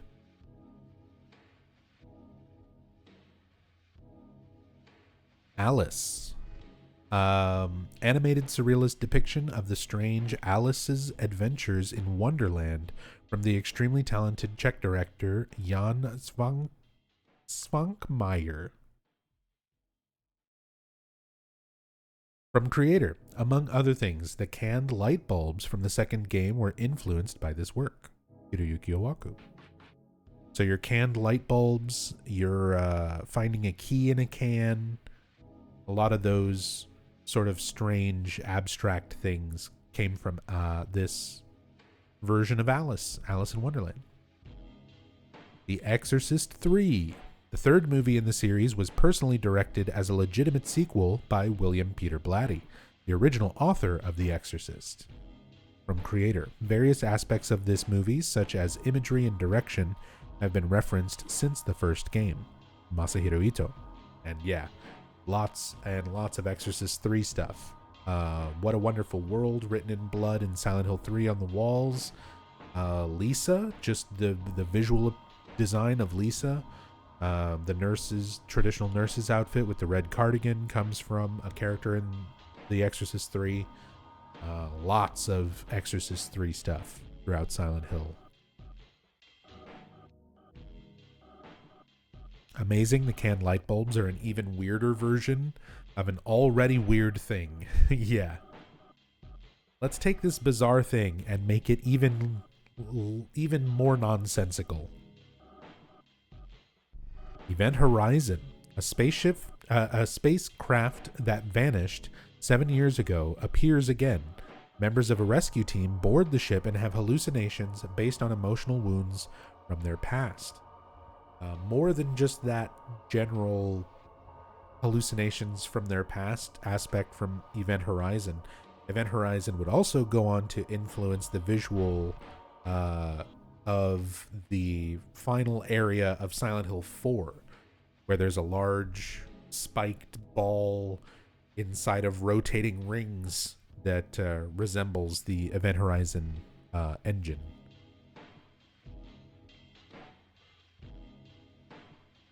The gravity engine. It's got a name. I'm blanking on it. The Cell. Directed by Tarsem Singh, who originates from the music video world, The Cell depicts the realm of the mind of a macabre killer with visuals that are vivid and beautiful. Good movie. A lot of these that I haven't seen all of this. I need to watch Betty Blue, I guess. I've seen pieces of Alice. I don't think I've actually sat and watched this start to finish. But yeah, I've seen all of Jodorowsky's stuff. Kubrick, Lynch, Gokumanto. Never seen this one. Kon Ichikawa's fascinating version of Kosuke Kindaichi portrays vivid terror and deep characters. The shots of crime scenes, made up to look like Basho's haiku, are shocking. I've heard good things about Gokumanto. Never seen it. Terry Gilliam, 12 Monkeys. This was referenced earlier in the book. A feature-length science fiction film from Terry Gilliam, a director who is known for his surrealist style. In order to prevent a virus from causing the downfall of mankind, a convict is sent to the past world. From creator, as for the asymmetry between Vincent's left and right eyes, Brad Pitt is the hint. Shingo Yuri. So little details like that in Vincent's character design, just having asymmetrical eye placement is meant to be a reference specifically to Brad Pitt in 12 Monkeys. Chris Cunningham. The director Chris Cunningham, who is known for works such as Bjork's video All Is Full of Love, consistently treats the dissimulated human form as a motif. From creator, when I bought the Aphex Twin video, I was amazed at how good the visuals are. Masahiro Ito. Yeah, Chris Cunningham directed a lot of music videos for Bjork, a lot of music videos for Aphex Twin, a lot of people in general.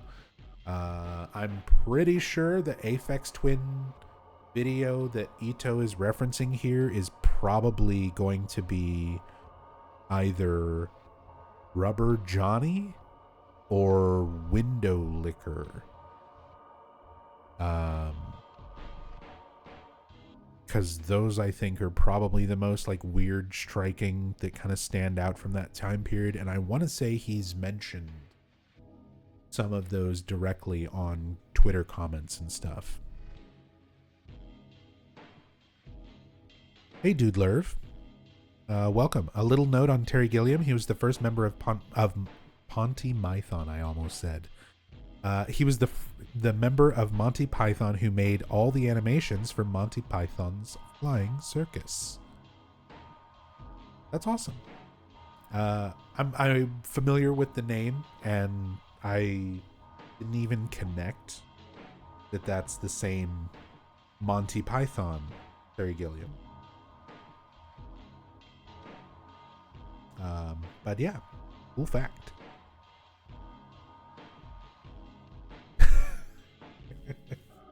Ponty Python's Flying Circus. I promise I'm not having a stroke.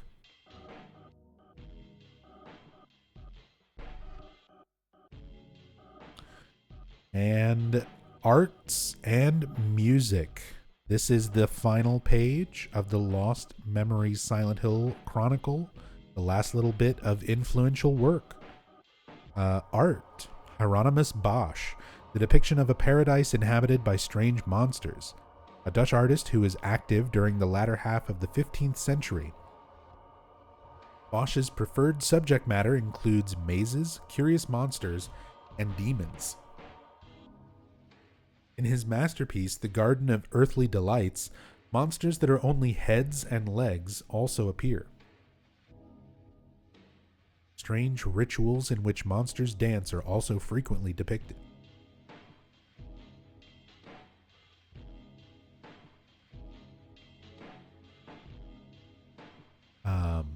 Peter Bruegel, equal depictions of common people and the bizarre. A 16th century Dutch artist who is famous for religious paintings with an Old Testament motif. On the other hand, there are also a great number of works in which curious monsters with plant and insect motifs appear. Works with biblical themes, such as the Tower of Babel, are central. The Tower of Metal Gear Solid Ghost Babel.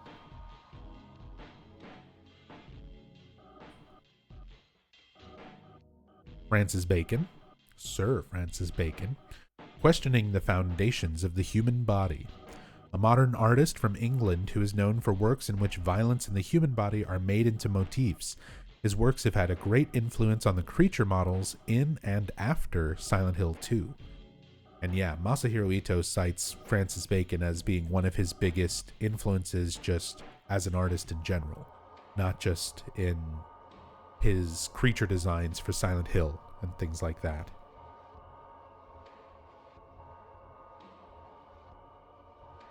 Salvador Dali, an artist who embodies surrealism. A Spanish artist representative of the 20th century, Dali is famous for his works depicting melted clocks and deformed bodies. He also drew still lifes as though drawing strange creatures. Andrew Wyeth, depicting moments veiled in silence. An artist who typifies American realism, Wyeth's central theme is everyday country life. His casual landscapes are depicted with a unique sense of atmosphere. And finally, music, influential music. Industrial rock, sound that is aggressive and violent. Sounds that are mechanical like those of a construction site and inspire fear in the listener are influenced by the dark sound of artists like Killing Joke and Alien Sex Fiend. And you could delve into this so much more. Akira Yamaoka has gone into a lot of detail in like influential bands when he was composing for Silent Hill. So on top of this, there's also Throbbing Gristle, which the band leader of Throbbing Gristle, Orage, full name, something P. Orage, Genesis P. Orage, is referenced in Silent Hill 1. The drawbridge is called the Orage Bridge. So lots of industrial rock and things like that beyond Killing Joke and Alien Sex Fiend that doesn't even get mentioned here. New Age classics, the source of a profound sense of atmosphere. The roots of the sounds that produce a sense of atmosphere lie in the compositions of musicians such as the fusion artist George Winston, as well as Vangelis, who worked on films like Blade Runner. Loved the original Blade Runner soundtrack. German techno. Techno that gives an uplifting feeling. The uplifting sounds of German techno are mechanical and strange. Daf, Nitzer Ebb, Klaus, Nomi, and the like have all had a strong influence.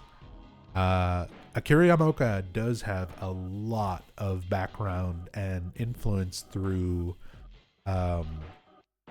techno and dance music.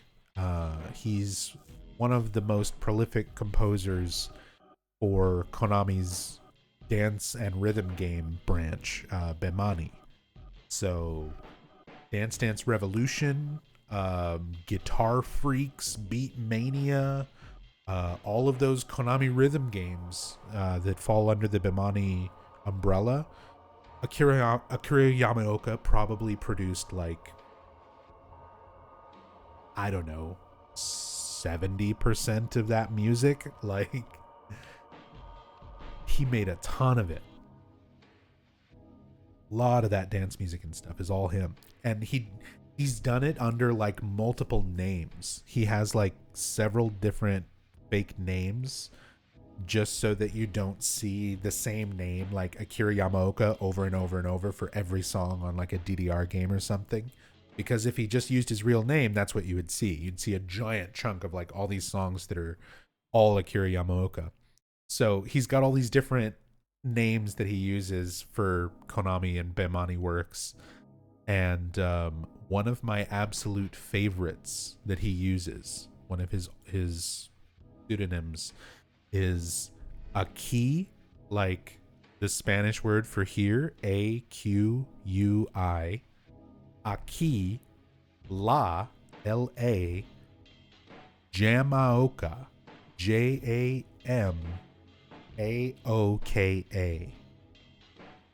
Aquí la Jamaica. It's Akira Yamaoka. But he uses that as a name for some of the songs that he's done for Bimani. So funny. Anyway, new wave pop, melancholy 80s pop. A source of a sense of pathos is electric pop from the 80s that uses electronic instruments. The sounds of Midge Ure, who fronted Visage and Ultravox, are essential.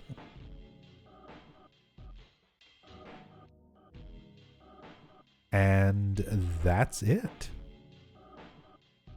That is the Lost Memories Silent Hill Chronicle in its entirety.